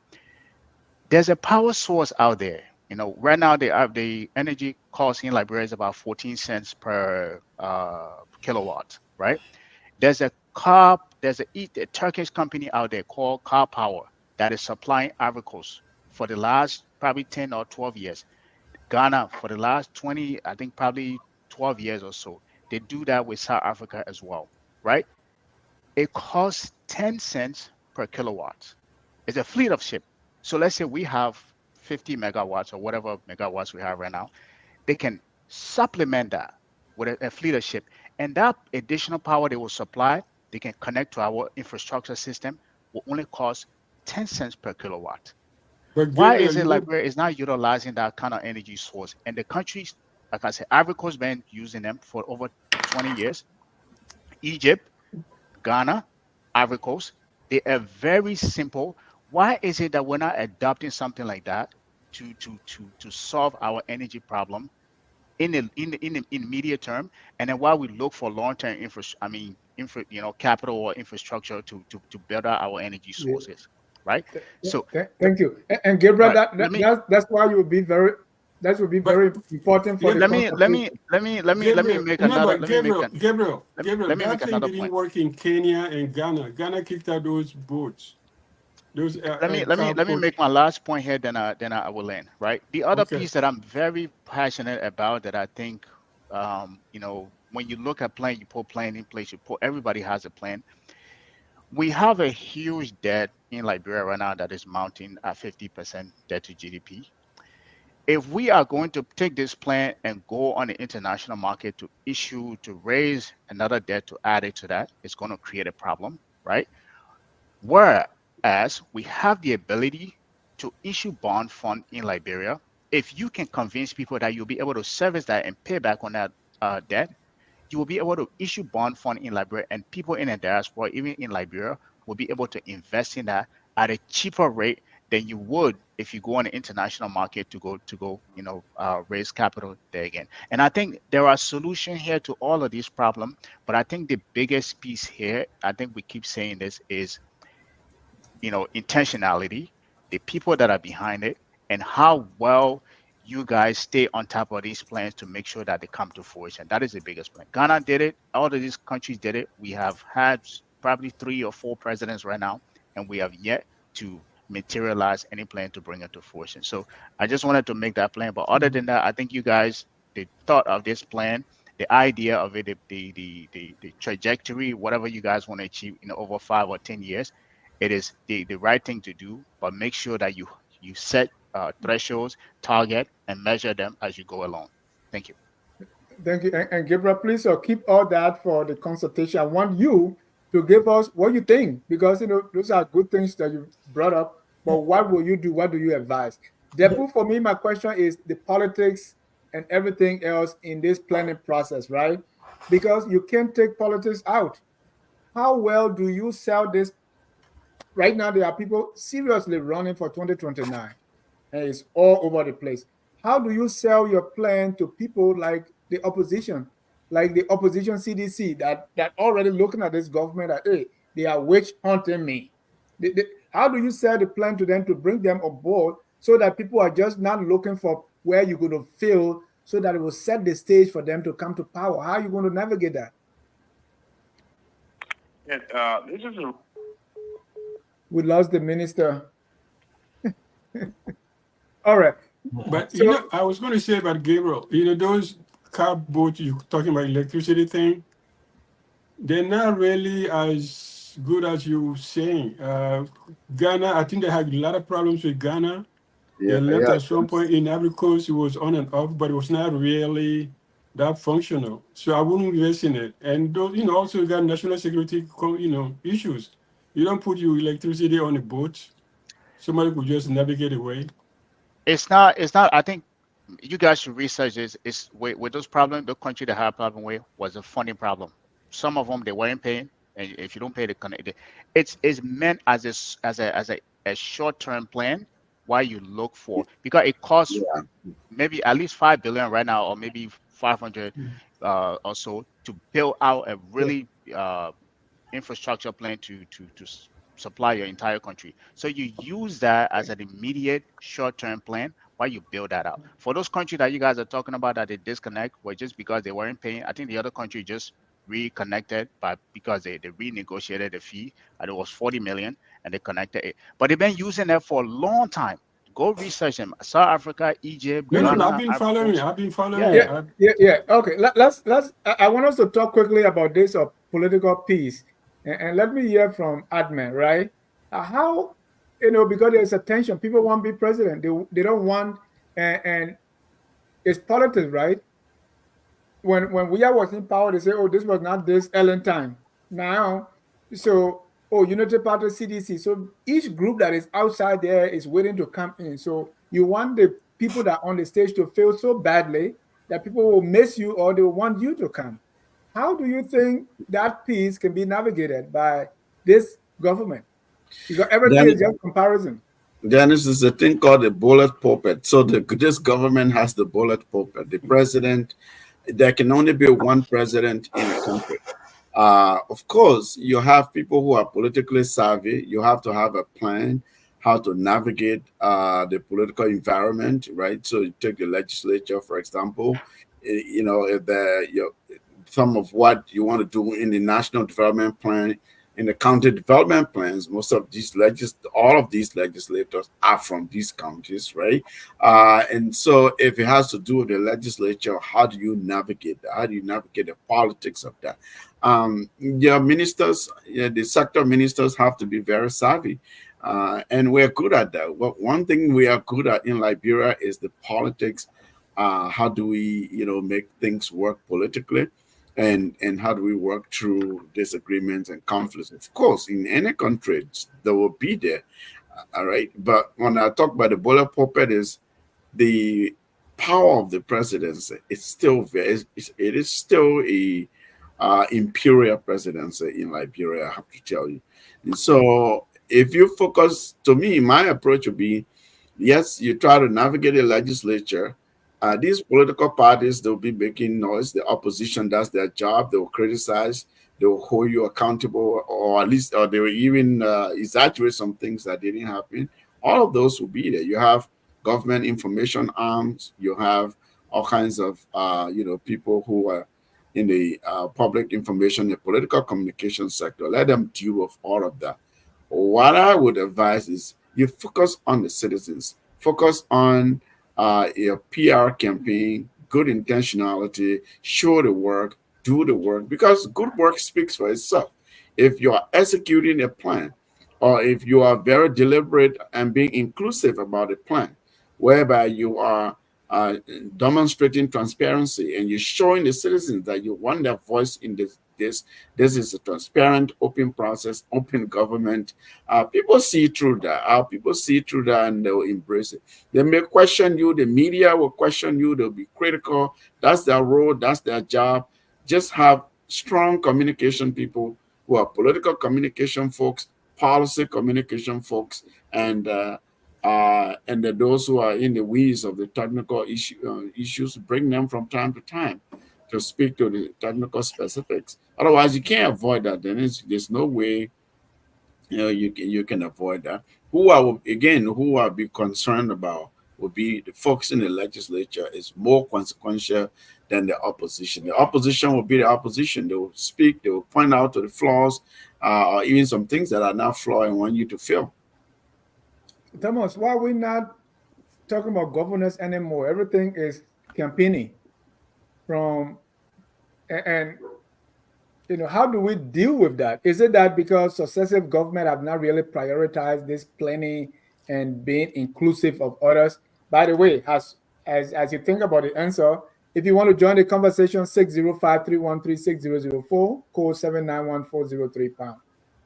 So Tom, what you make of that, and how do you overall evaluate? I know the minister, I don't think we're going to get him back. It's late and then his phone. And what you make of this whole plan as presented by the deputy minister? Yeah, I mean, the minister made very good points on the issue of the growth connectors that he spoke about. Each one of the pillars of the plan, like he said, is a driver of growth. I agree with him on that issue. Agriculture is a driver of growth. And for me, the reason why I'm very interested in agriculture is that it also helps to reduce rural poverty. If you look at what Ethiopia is doing now, with the lot of work that Ethiopia has done to be able to reduce poverty is because of food security and investment in agriculture. So I agree with those points that he made. Just before he dropped out, I just wanted to really remind him on the public financial management issues that the Ministry of Finance itself should be pushing, which is very important because in many instances, when we get to this issue of development, we talk about hardware. We don't talk a lot about the software. We want to build roads, we want to build bridges, we want to invest in technology, but the underlying things that will make these things happen is the public financial management system. And I think he mentioned it on the issue of corruption. If the public financial management system does not work, the roads will not be done. There will be no training of young people. There will be a lot of problems.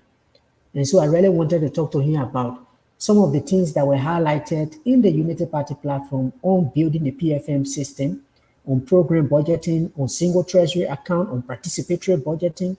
These are things that they need to consider and put in the plan. Because when we do a very strong PFM system, and he alluded to it on the local government side, if you don't have a strong PFM system, when you devote resources to the subnational level, there could be problems there. So I agree with most of the issues that he highlighted. I just wanted to put these points through to him so that he could relay it, for instance, to some of his colleague ministers, because he talked, for instance, about the regulations for the revenue sharing law, but there are no regulations for the Local Government Act. We need to do that.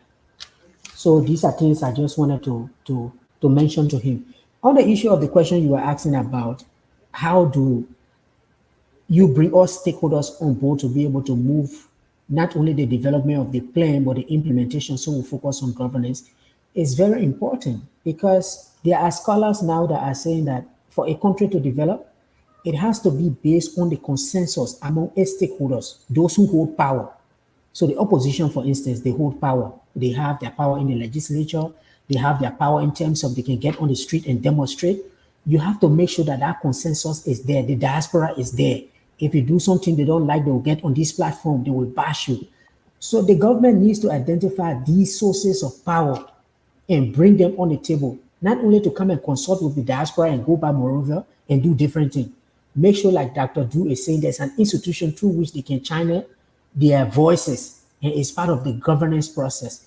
So I think that kind of stakeholder collaboration and coordination is extremely important for the development of the plan and also implementing the plan. But I think the bigger word there is inclusivity. If the process can actually be inclusive and is owned by everyone and we all work well, we can focus on development for the next 5 years and then get into campaign mode in 2028, 2029. But the bigger point is that we've not really brought the people into development. They've not been included. They only wait for election because that's the time they get money from those who get it between the elections. So you get there, you steal all the money. The people are waiting for you for the next electoral cycle so that they can get the money back to you because that's the time you give them rice and bad t-shirts. But if they are empowered, they will be part of the process. Yeah. Thank you. Let me bring on our callers here, and definitely we're going to have the minister back so we can talk more. Hassan Connor, you are live. Go ahead, sir. Yeah, good evening, Mrs. John, and thanks for taking my call. I mean, I think my 2 cents into this thing. I mean, the minister said a lot of good things, promising things and stuff like that if implemented would be good for the country. And those things are good, just like the PAPD sounded good, just like the previous one from the Ellen or Chancellor vision that he had for Liberia. Yeah. All those things sound good on paper, like you said. But could we be able to implement it? The answer is no. We cannot be, we wouldn't be, because they aren't serious. Right? I'm pretty sure our minister tomorrow when he go to work, I will beat on it. He's going to take the 10 lane. Right? These people, they're not, the legalized corruption are happening in that country and stuff like that. Until they start, they're talking about donors fund and all this stuff. They could start, if they really wanted to do those things, they could start with their own budget. They could start with their own budget tomorrow. They could cut salaries for themselves, end this legalized corruption that they got going, and this gangsterism thing that they have, and stuff, and then take those funds and put it towards those things. But they're not going to do it. And when this money, the donors send in, it's going to go right back into their pockets again. They're going to steal their own money that they want for development. Yeah. So I mean, all those things sound great. It will be good for Liberia and stuff like that. But yeah, I don't see it happening, right? I don't see this thing. I don't foresee it coming to pass and stuff like that. We're just going to be stuck on this group on this hamster wheel until we start by fixing ourselves first. But we're not doing that. But anyway, I mean, thanks for the show tonight. It was great. I mean, when you come back on the show, I want to hear the rest of his plan. Thank you. Dr. Dukley, the last time we spoke, we talked about the criminalization of the state, right? So in the midst of this criminalization, in the midst of lack of transparency, like we saw in the yellow machine thing, the lack of accountability, all these leakages, any plan will be very difficult to implement, and it would not garner the people's trust as to support that plan because, like the caller just said, people no longer trust the system because they believe that you're going to steal it. It's just like those of us in church. If you think the pastor is corrupt and he's not going to do anything, you don't pay your tithe. Sorry, Dr. Douglas, now go ahead. Yeah, I'll say, somebody said once in one of our SDG meetings, the cemetery is full of good development plans.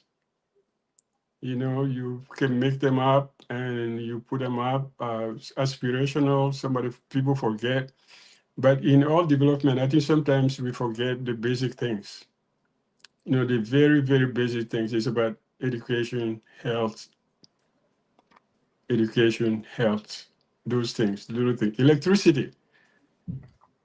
But I was, but before I go to the question though, diaspora, if Delphus says, the minister said something, he said, we don't want people to just come in and do work and go back.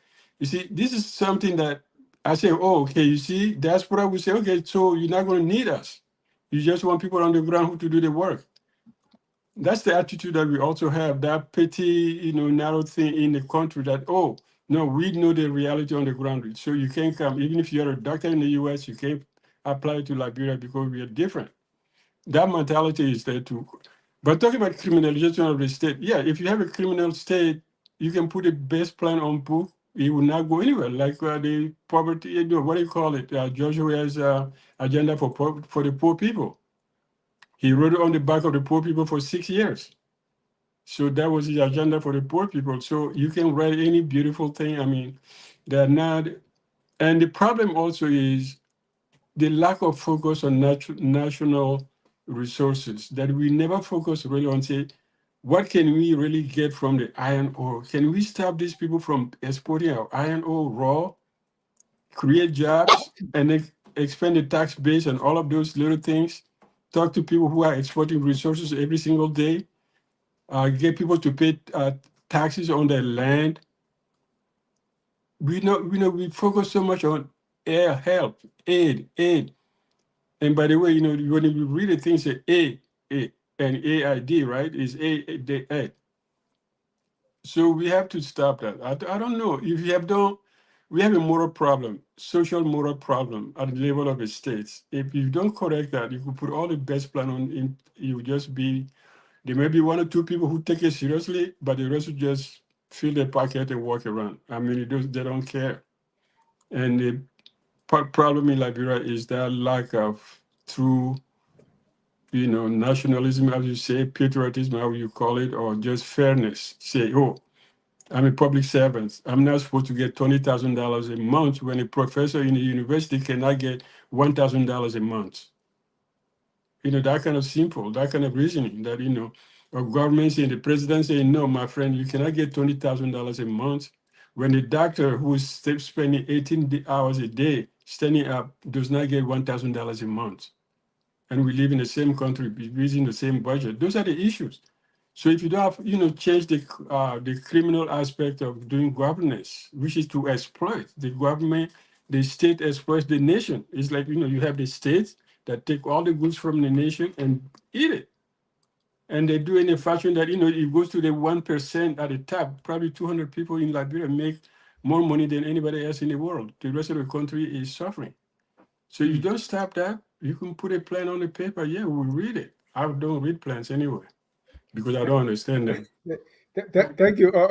Ahmed, just for 1 minute, do you think that will hamper this beautiful plan that the minister just spoke about, the arrest agenda for inclusive development? If we have a criminalized state, lack of transparency, no accountability, and this trust of the government because people are accustomed to the government stealing from them, waiting until election before they can get some of the money back through back arrests and T-shirts. No, the minister said that corruption is also top of the agenda. That's one area that is of concern to this administration, and I hope they are sincere and honest and working hard in that regard, because corruption is not something that you can get rid of in one administration, 6 years or 12 years even, but you can make a big dent. You can make a big policy statement. Beyond policy statement, you can begin to hold people accountable, prosecute people, investigate, and really demonstrate that this is, a corruption zero corruption zone, right? It will not be eliminated, but you are leading by example. You're demonstrating that you want people's behavior to change. That's the only way we can, everybody can do well. And when everybody does well, we all do well, right? Like Paul Weston used to say. So if you have a very robust healthcare system, health tourism will raise money, and our people will be, better health outcome, better health education outcome, food security, and really turn some things around. Look, I listened to the military young guy in Burkina Faso, Ibrahim Traore. I mean, what I heard really blew my mind, right? He's very intentional. I'm not suggesting we have a soldier come and lead our country now. But what this guy is talking about, like basically seizing the country, not just seizing the material in terms of just politically running the country. He's talking about the mineral resources of the country, how it used to be run. What are they doing now to redirect it towards development, the betterment of the people? He talked about some of these concessions, how they're now nationalizing and having new concessionaires and having new programs that really will empower Burkinabes themselves. I mean, it's amazing. If this is what I heard him say in English, I think the first time he gave a speech in English that really shocked everybody, very articulate, right? That's the kind of attitude I'm looking for, where you come and say, look, truly it's not going to be business as usual. Because not just Liberia alone, right? I mean, most countries in Africa and Latin America and other terror work, I don't want to say terror work in the developing countries, corruption is the challenge. Spillage is the challenge. Waste is the challenge. All these things about kickback, about personal interest, nepotism, looking at the diaspora as a group of people we can only go to when we're raising funds. We want money from them. We want them to invest, but we don't want them to be citizens, to exercise their citizenship equally like those on the ground, those in country. All those petty things that don't benefit the country. If you can begin to show that you're really serious about addressing those things, you'll mobilize resources, domestically mobilize resources, right? And so I think it's possible. It's possible, but I'm not necessarily expecting the Barker administration to get rid of corruption 100%, because again, it's something that's indelible in the fabric of our mental minds, our sort of mental, how to call it, our mental model, how we think, even from the youngest child in elementary school, how they interact to university professors, how they negotiate grades and with fee and all. It's all corruption through all these institutions. It's not just political corruption. And so it takes time to change minds, change attitudes, shift the mentality, that mental model. But it has to come from the leader, the administration, the political leaders, really demonstrating that they're using the government, the state resources and state apparatus to clean things up for the betterment of all. And tell the people, when you have the country doing well, we all do well, citizens do well, people's life expectancy is increased, and you have better outcomes, education, health, and some of these basic social services.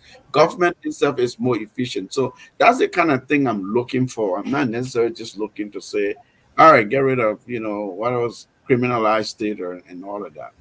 Thank you. Thank you. Ladies and gentlemen, if you are just joining us, this is Tough Talking Thursday, and we are talking about the National Development Plan and the County Development Plan. That's the arrest agenda for inclusive development. Deputy Minister for Economic Management, Mr. Depu Zuo, was just here and talking about this plan. This is just part one to talking about this. This is very important that we talk about it, because we've seen many times that we don't take part in the planning. Okay, whether it's budgeting, we don't say anything until the budget is out, and then we come and say, oh, why did put this one here? Why did put this one here?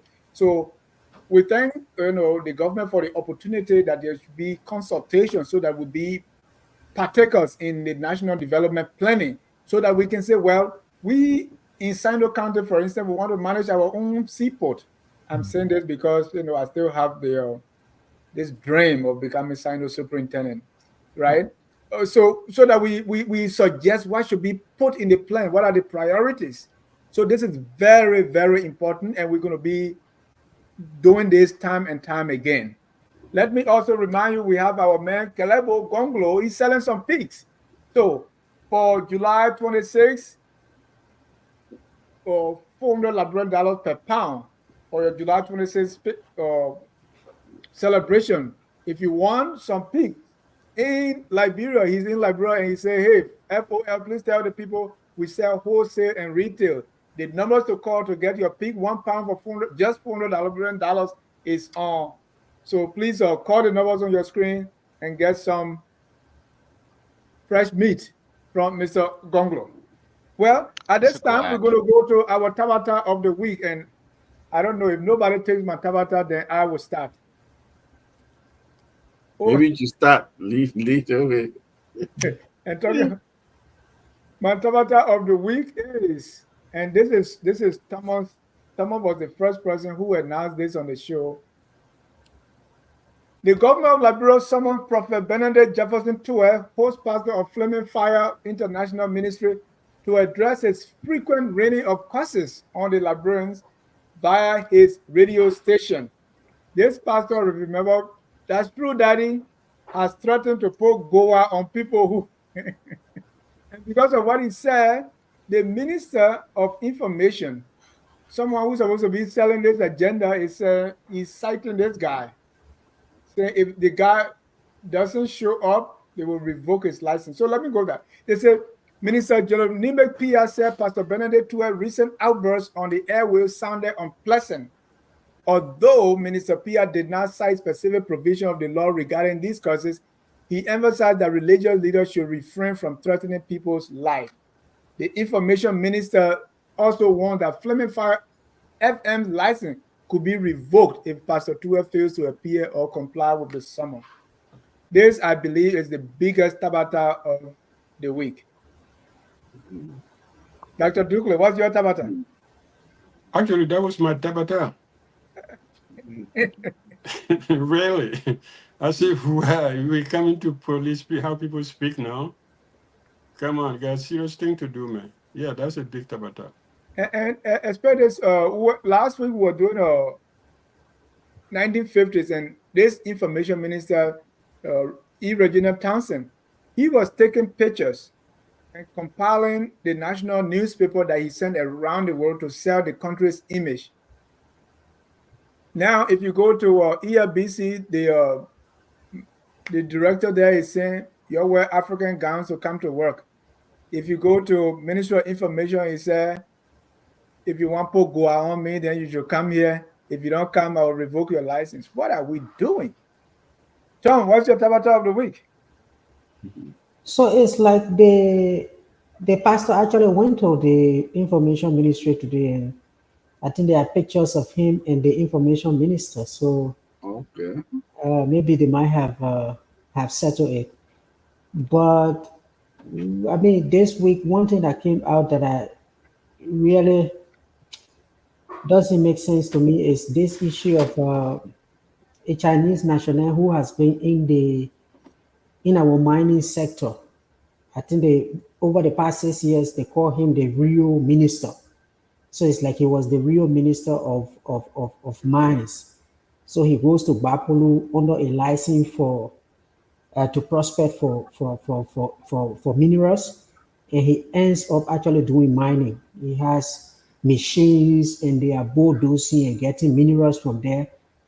And the two senators from Bapulu, I think, brought up the issue this week, and the issue goes to court. Then the court cites them. They said they were under arrest, but then just one day after that, they say, oh, they can't find them.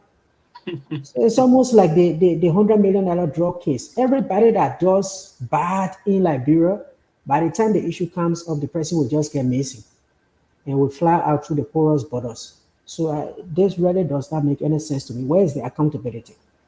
Nobody pays for doing wrong in the country. Everybody escapes. Thank you. Gabriel, what's your tabata of the week? So I don't know if you guys heard that the former, well, she hasn't retired yet, the current second in charge at the IMF, Dr. Antoinette Sayed, will be stepping down.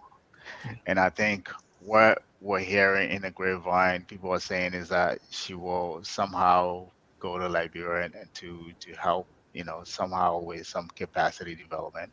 I think that is, lack of better words, that is garbage. I think she has done what she needed to do. Now, if she goes back, to say maybe she want to run the central bank, I think that's the only place she will be qualified, or maybe even run for president.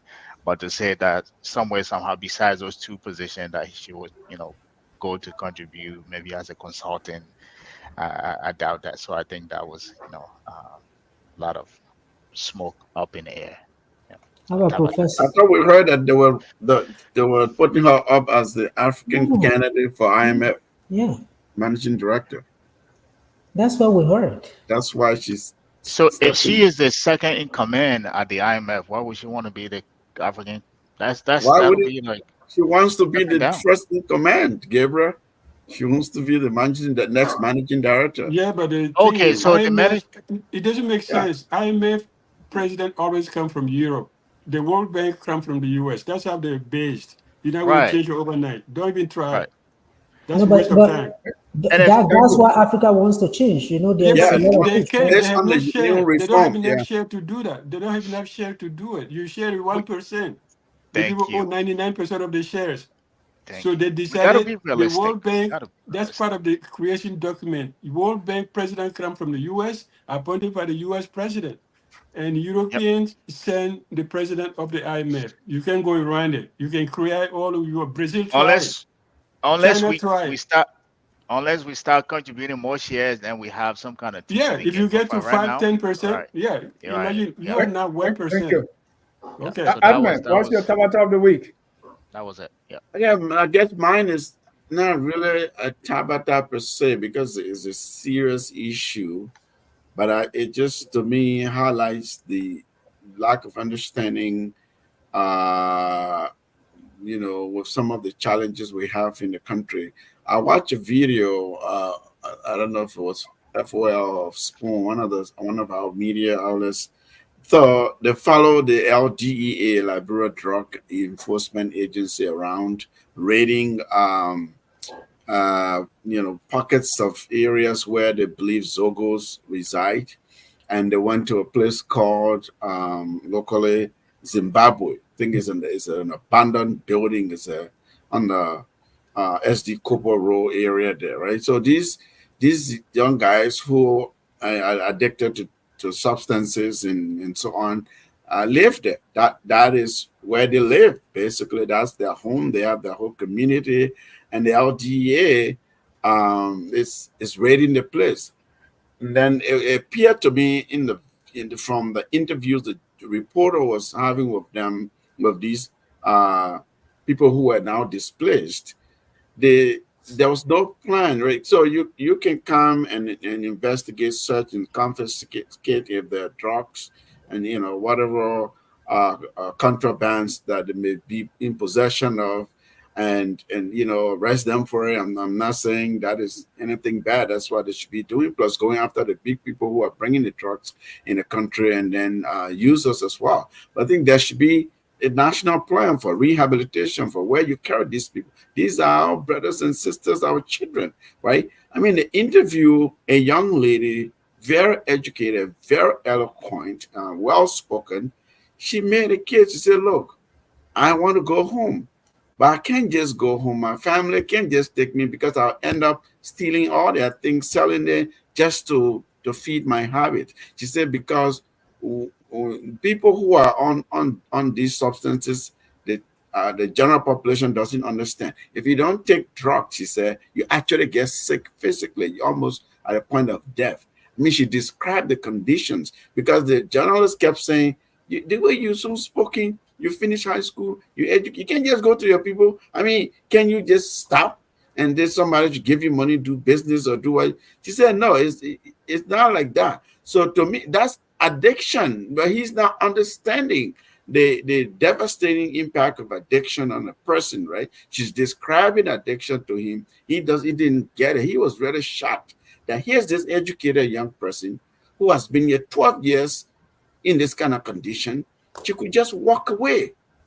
She could just walk away. Maybe somebody can just give her $1,000 or $2,000 and say, "Go do business," and she's fine. And the young lady said, "No, it's not as simple as that. If I don't use drug, these are the things that will happen to me." And then another one was pregnant. It was the same. She said, "You're my child." The Okay, fetus, enough bad story now. My you friend, know, I want to sleep. no. Listen, I mean, it's a serious thing, Dr. Dugu. I'm just Yeah, saying but I've seen it. I've seen it. I've seen the this. dynamic of it to me was really shocking. This is a reporter who doesn't even really fully understand The uh, Liberia doesn't understand drug issues. We don't understand drug trauma. issues, We substance don't. abuse, and addiction issues. So So, it's Mr. Salif, how much of that do you think? Because I remember the former or the suspended deputy director was saying, "Hey, in fact, Hassan Fadiga went to those areas and said, 'Hey, we're not going to raid you because you are not the problem, right? mm, So I'm here. I want to be your friend, right?' And you talk to them nicely, right? So what you saw there, how much of it do you think is connected to the place now being without a leader? Ever no, since there's a leader actually. ever since they were suspended, I mean, Yeah, there's the president suspended three of them, and almost a month now, and there is no, what's the resolution? no. Well, that I mean the suspension. I think the leaders who were there, but now they send Thomas, who's our friend who worked at the Um, embassy. Peter, yeah, Christopher Peters. Yeah, Christopher Peter. It's yeah, a friend of that's ours. acting, right? He's officer in charge now. So what is Right. a lot of agencies Right, have but officers what in I'm saying here is because that Okay. investigation should take like 3 days, maximum a week. Up to Yeah. now, we have that has That's not a been concluded. political question, a political issue, That's Dennis. what I'm At saying. least So in my that what you perspective. saw there has something to do with leadership because I watched the former deputy minister director say exactly what now Yeah, they've that gone 360 on it because the place is not it has an interim leader. I think it's a social policy question also, whereby you, like Dr. Duke is saying, people don't understand drugs. You understand this problem, the nature of it, addiction, there are all kinds of factors involved. Right? There's criminality, of course. I'm not denying that because it possess drug, you purchase, you procure it, you use it, all of those under the penal code. I'm sure that's why LDA is going after them like that. But they're clearly telling you this is an addiction problem, and then you can't displace these people. They have nowhere to go. They're citizens of the country. What happens to them? The other young men saying, we don't, I don't commit crimes anymore. I don't go robbing people. I'm not in armed robber. But if I have nowhere to go, I'm going to get in the street and basically. So I Thank you. think the government should pay attention to it just beyond the leadership, political leadership aspect of the agencies. That's a big part of it. I don't know if you don't agree with Yeah, that. I agree. No, I agree Yeah. with you mainly. Yes, you have, of course, you have if you have the leadership is intact and they understanding one another, they're working Then you can together. hold people Of accountable. course, then they'll be able to make policy recommendations. They'll be able to really work on the rehabilitation side of things, to work with professionals who understand those issues. And if it's outside of Can we the move purview, on, Danish? then they can work with central Yeah. government to figure out a solution. But my larger point here is that it is not as simple as just raiding them, breaking the place down, and No. throwing them out in the street. That You doesn't are only solve treating this, you are only looking at the leaves and not the roots. exactly. Sam Wallace, Matabata of the Week is the former ruling party starting the 2029 political cycle 5.5 years early. That should tell you. Did we see that the AFL to on the RIA and this whole thing about VIP launch? Isn't that another big Tabata? I mean, why do okay? It's a Tabata in a sense. If we want to use it, I think he should be able to use it. But then Right. again, knowing where, usually when he flies in, they can't meet him at the plane. If they drive his car all the way to the airplane to pick him up. So why does he need to go in the living? Just to stamp his passport? He's not president. Let him just go home. Mm-hmm. And what was AFL doing there, by the way? Well, that's that's military thing. I don't know anything about that.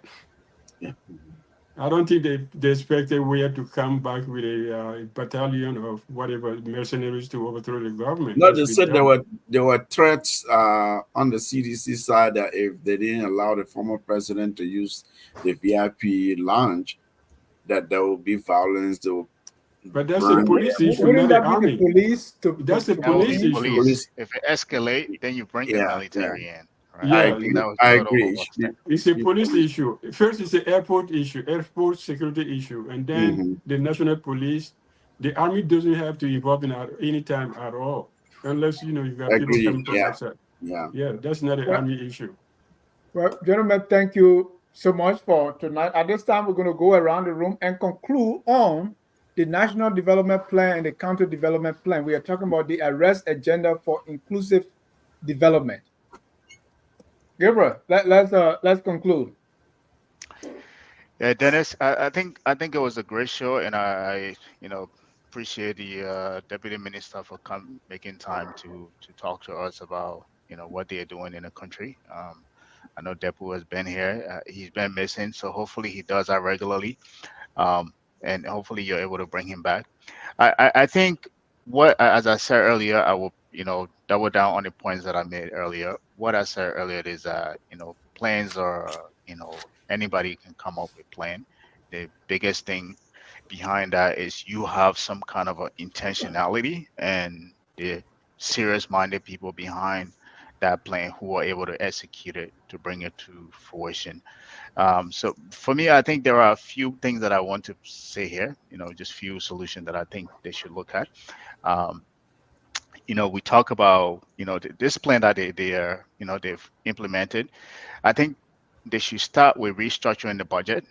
When I mean restructure it, take all that spending that they're doing and redirect it to the PSIP, so that way they have enough capital to be able to fund this plan. The other thing is to liberalize, the financial sector. That way it become easy for, all these actors they want to bring in this country to be able to have access to capital. Something that I think the Ghanaian did that I think they should adopt would be to, they've started already to create or remove, create competition within the economy in every sector of the economy. They already started it with the rice importation. I think they should do that with every sector within the economy. That way you create a free market economy that is competitive, that can help boost your plan and create, some kind of long-term sustainability within that. Also, the other one is to, remove price distortion, meaning where the market doesn't agree with the price, see what is causing that. If, this is an inflationary problem, and make sure that you smooth that out through your financial economic policy. And the last thing that I would like to say is that they need to really set targets. When I say set target, meaning you have a plan. Is it 5, 10 years? How much growth rate do you want to achieve? They talk about middle income. What does that mean for Liberia when you say middle income? What is the income per capita does Liberia need to achieve before you consider that middle income? Those are the targets, some of the things you need to lay out and really go back to your budget and restructure your budget. Where you cannot have resources from the budget, now you can go outside, either to your international partner or reach out within the Liberian community in a diaspora, or even locally. And as I said earlier, by raising bonds and making sure that you have the resources to implement this plan. But overall, I think this was a great plan, great start. I think this is probably the best start since this administration came in. So I want to give them that credit. Hopefully, we're able to see good things come from it if they're able to implement it. Thank you. Thank you. Tom, Yep. You're closing. Yeah, good show. I mean, the consultations have started, and I think all the different suggestions that we are making here, hopefully people can watch them, watch the show in Monrovia and see it as part of our suggestions that we are making. You asked a question earlier about, okay, we had Chancellor's Vision 2024, Vision 2030, what have we seen? I think we've now made a lot of transformational changes, but there are gradual changes that are going on. If you look at our capital, for instance, in the road sector, today we have road to Bikana, to Ganta, to other places. So we are making progress, but it's gradual. So every time we have these 5-year plans, they do add a little bit of our capital. It could be human capital, it could be in terms of infrastructure, it could be in terms of electricity. Today we have more households connected to the electricity grid than it was 5 or 10 years ago. So I think gradually we are making progress. We are also in this area where we have global benchmarks to meet, and that puts a lot of pressure on us to be able to meet them. So I think the National Development Plan is welcome. Also good that we are developing it at the subnational level, even with the limitation that I highlighted, that we've not defined the rules of local governments, but it's a good thing that we develop a plan for them and devote resources to them through revenue sharing so that they can start to fund development at their own level. That is something that is very good. In terms of the middle income dream, will we stay achieve it between now and 2030? Is something that we can push to be able to see, because I think the middle income per capita is around 1,100 to 13,000 for you to be a middle income country. And I think our per capita is around 600, closing up to 700. So we still have a lot of step to take. But it was a good show. I mean, for me, like I said, My suggestion would mostly be from the PFM side, and the minister spoke about that. Ahmed also made a point. If we cannot be able to address corruption, and then you are focusing too much on domestic resource mobilization, where you are asking people to pay more taxes to the government of Liberia, there is a thin line there. We've seen what is happening in Kenya. So if you fight corruption and reduce it and give trust to the people that their money they are giving to you will come back to them through development, they will be able to contribute more. But at this point in time, I think is consultation is just for us to make suggestions. And one thing I will want to conclude on is the issue of local content. We've been on this for 18 years. There's no local content policy or local content law in Liberia on how Liberians can really get involved in the different sectors. We are opening the sectors up, but we need to be very intentional on how Liberians can really engage. Dak spoke about the issue of minerals. I think Uganda banned the export of iron ore for certain years, and then we saw companies going into Uganda actually building factories to be able to add value to their minerals. So I think as we do these concessions, maybe we put timeline. That in the next 5, 6 years, we will not be exporting raw materials. If you want the concession, you take it. If not, you find a way to be able to do value addition. So it was a good show. We hope we can have a series so that we can continue to contribute to the discussions that are going on back home for the development of the plan for the next 5 years. Thank you. Thank you. Dr. Douglas, Tom wants a series. Does our audience have a taste for it, or our audience want or tabloid news? So go ahead, your closing.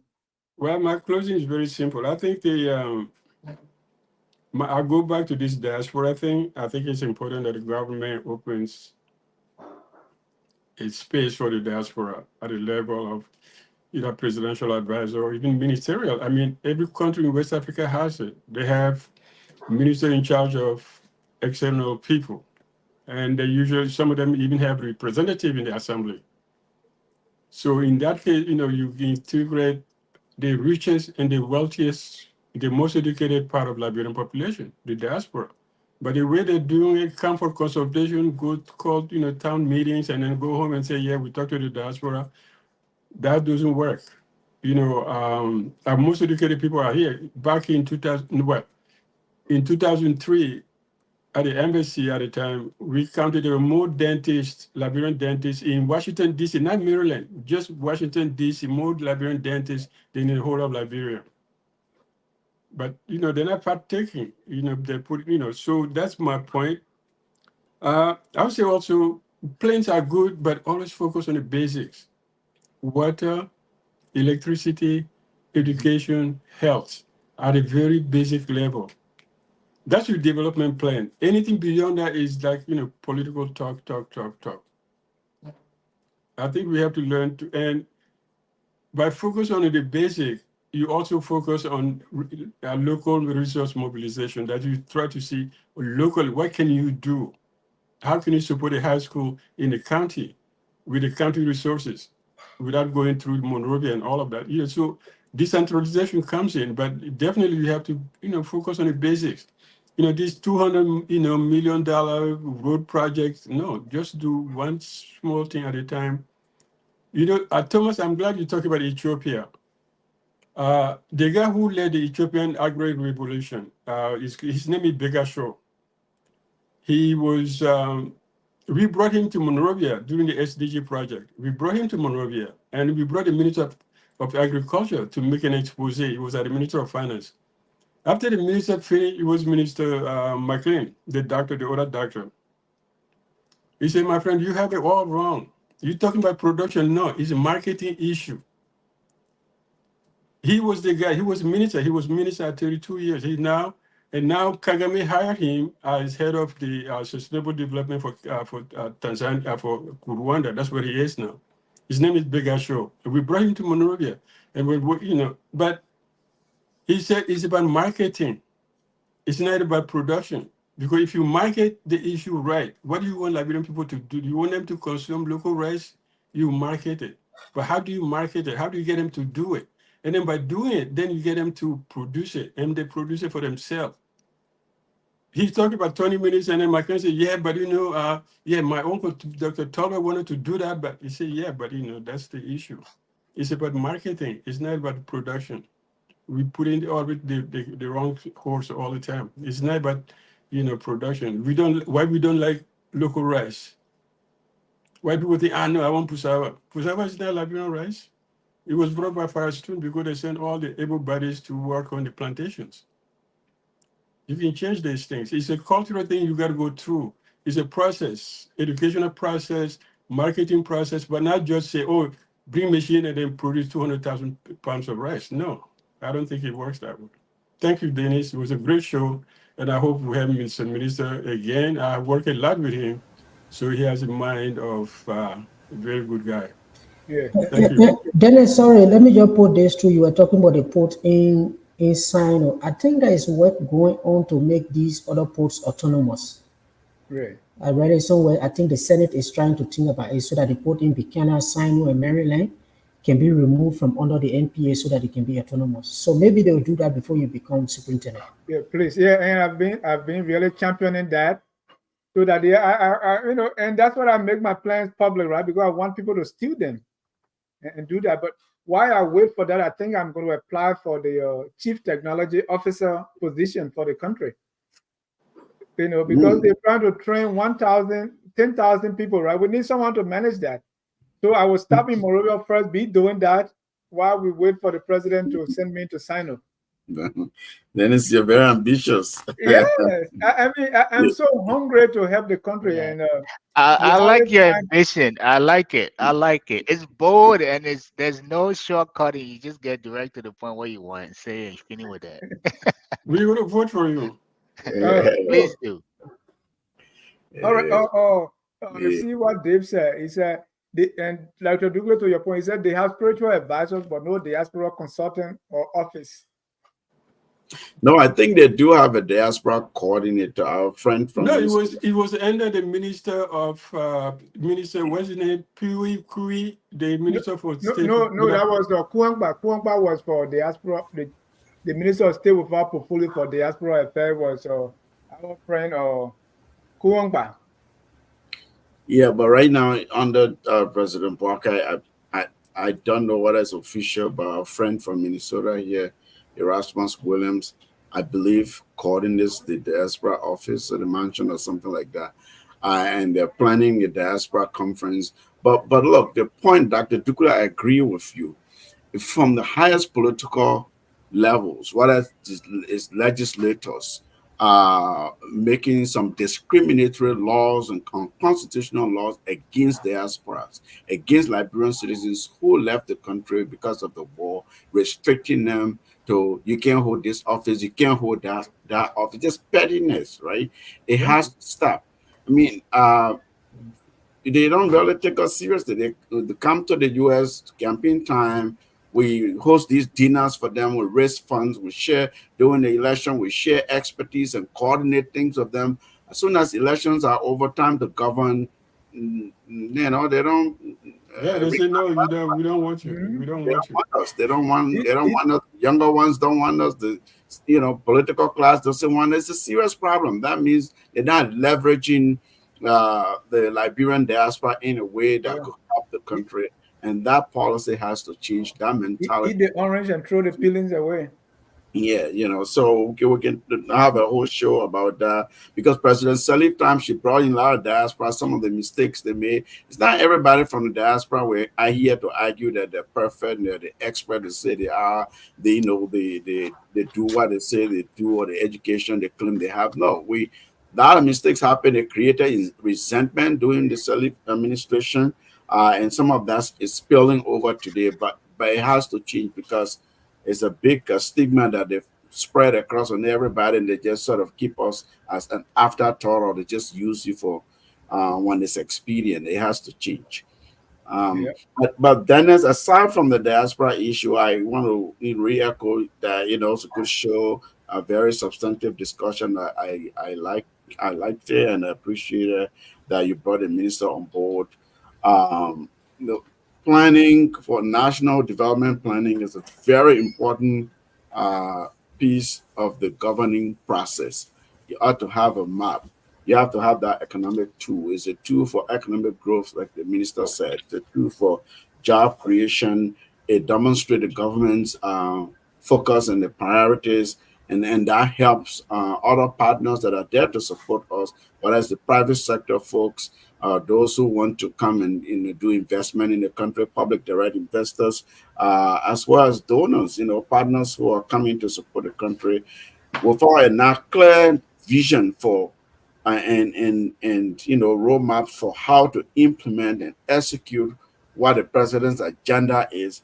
It's difficult to govern. So it's important that they're doing it. I hope the consultation is transparent and it's very serious, that they would do it around the country, and focus on the public investment piece that PSIP is all about, in the county coordination. I'm happy the minister mentioned that the county councils will almost be like mini legislatures in these counties, that if it's that competitive and people are that involved and they can pay attention and govern at that local level in that way, then we'll be talking about deconcentration, decentralization, and sort of really helping to devolve the powers and revenue and resources to the counties for the government, for the country to really function more effectively. So thank you for the opportunity to discuss that.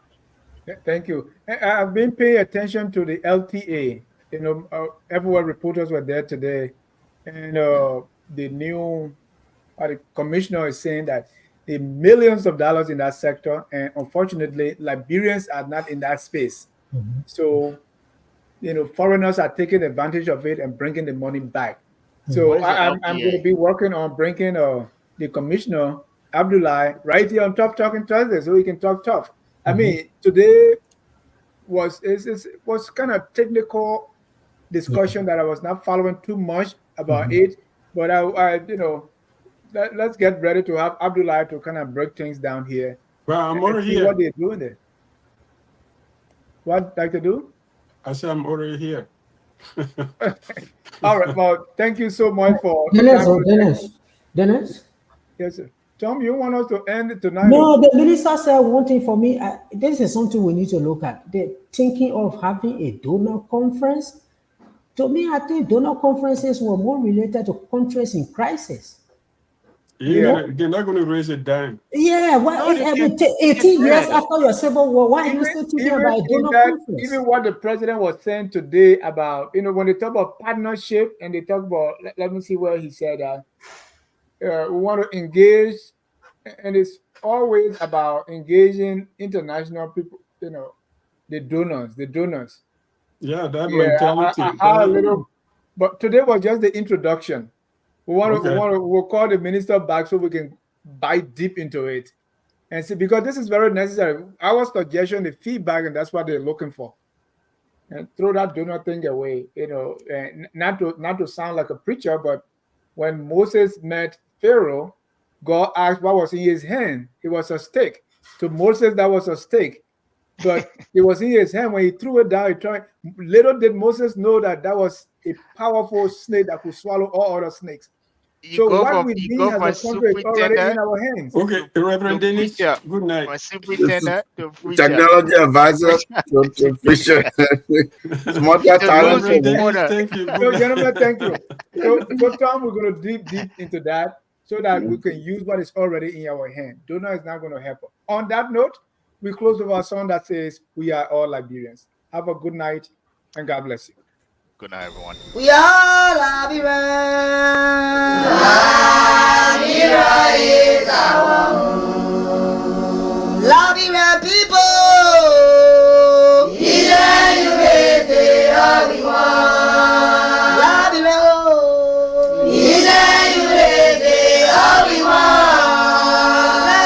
Liberia.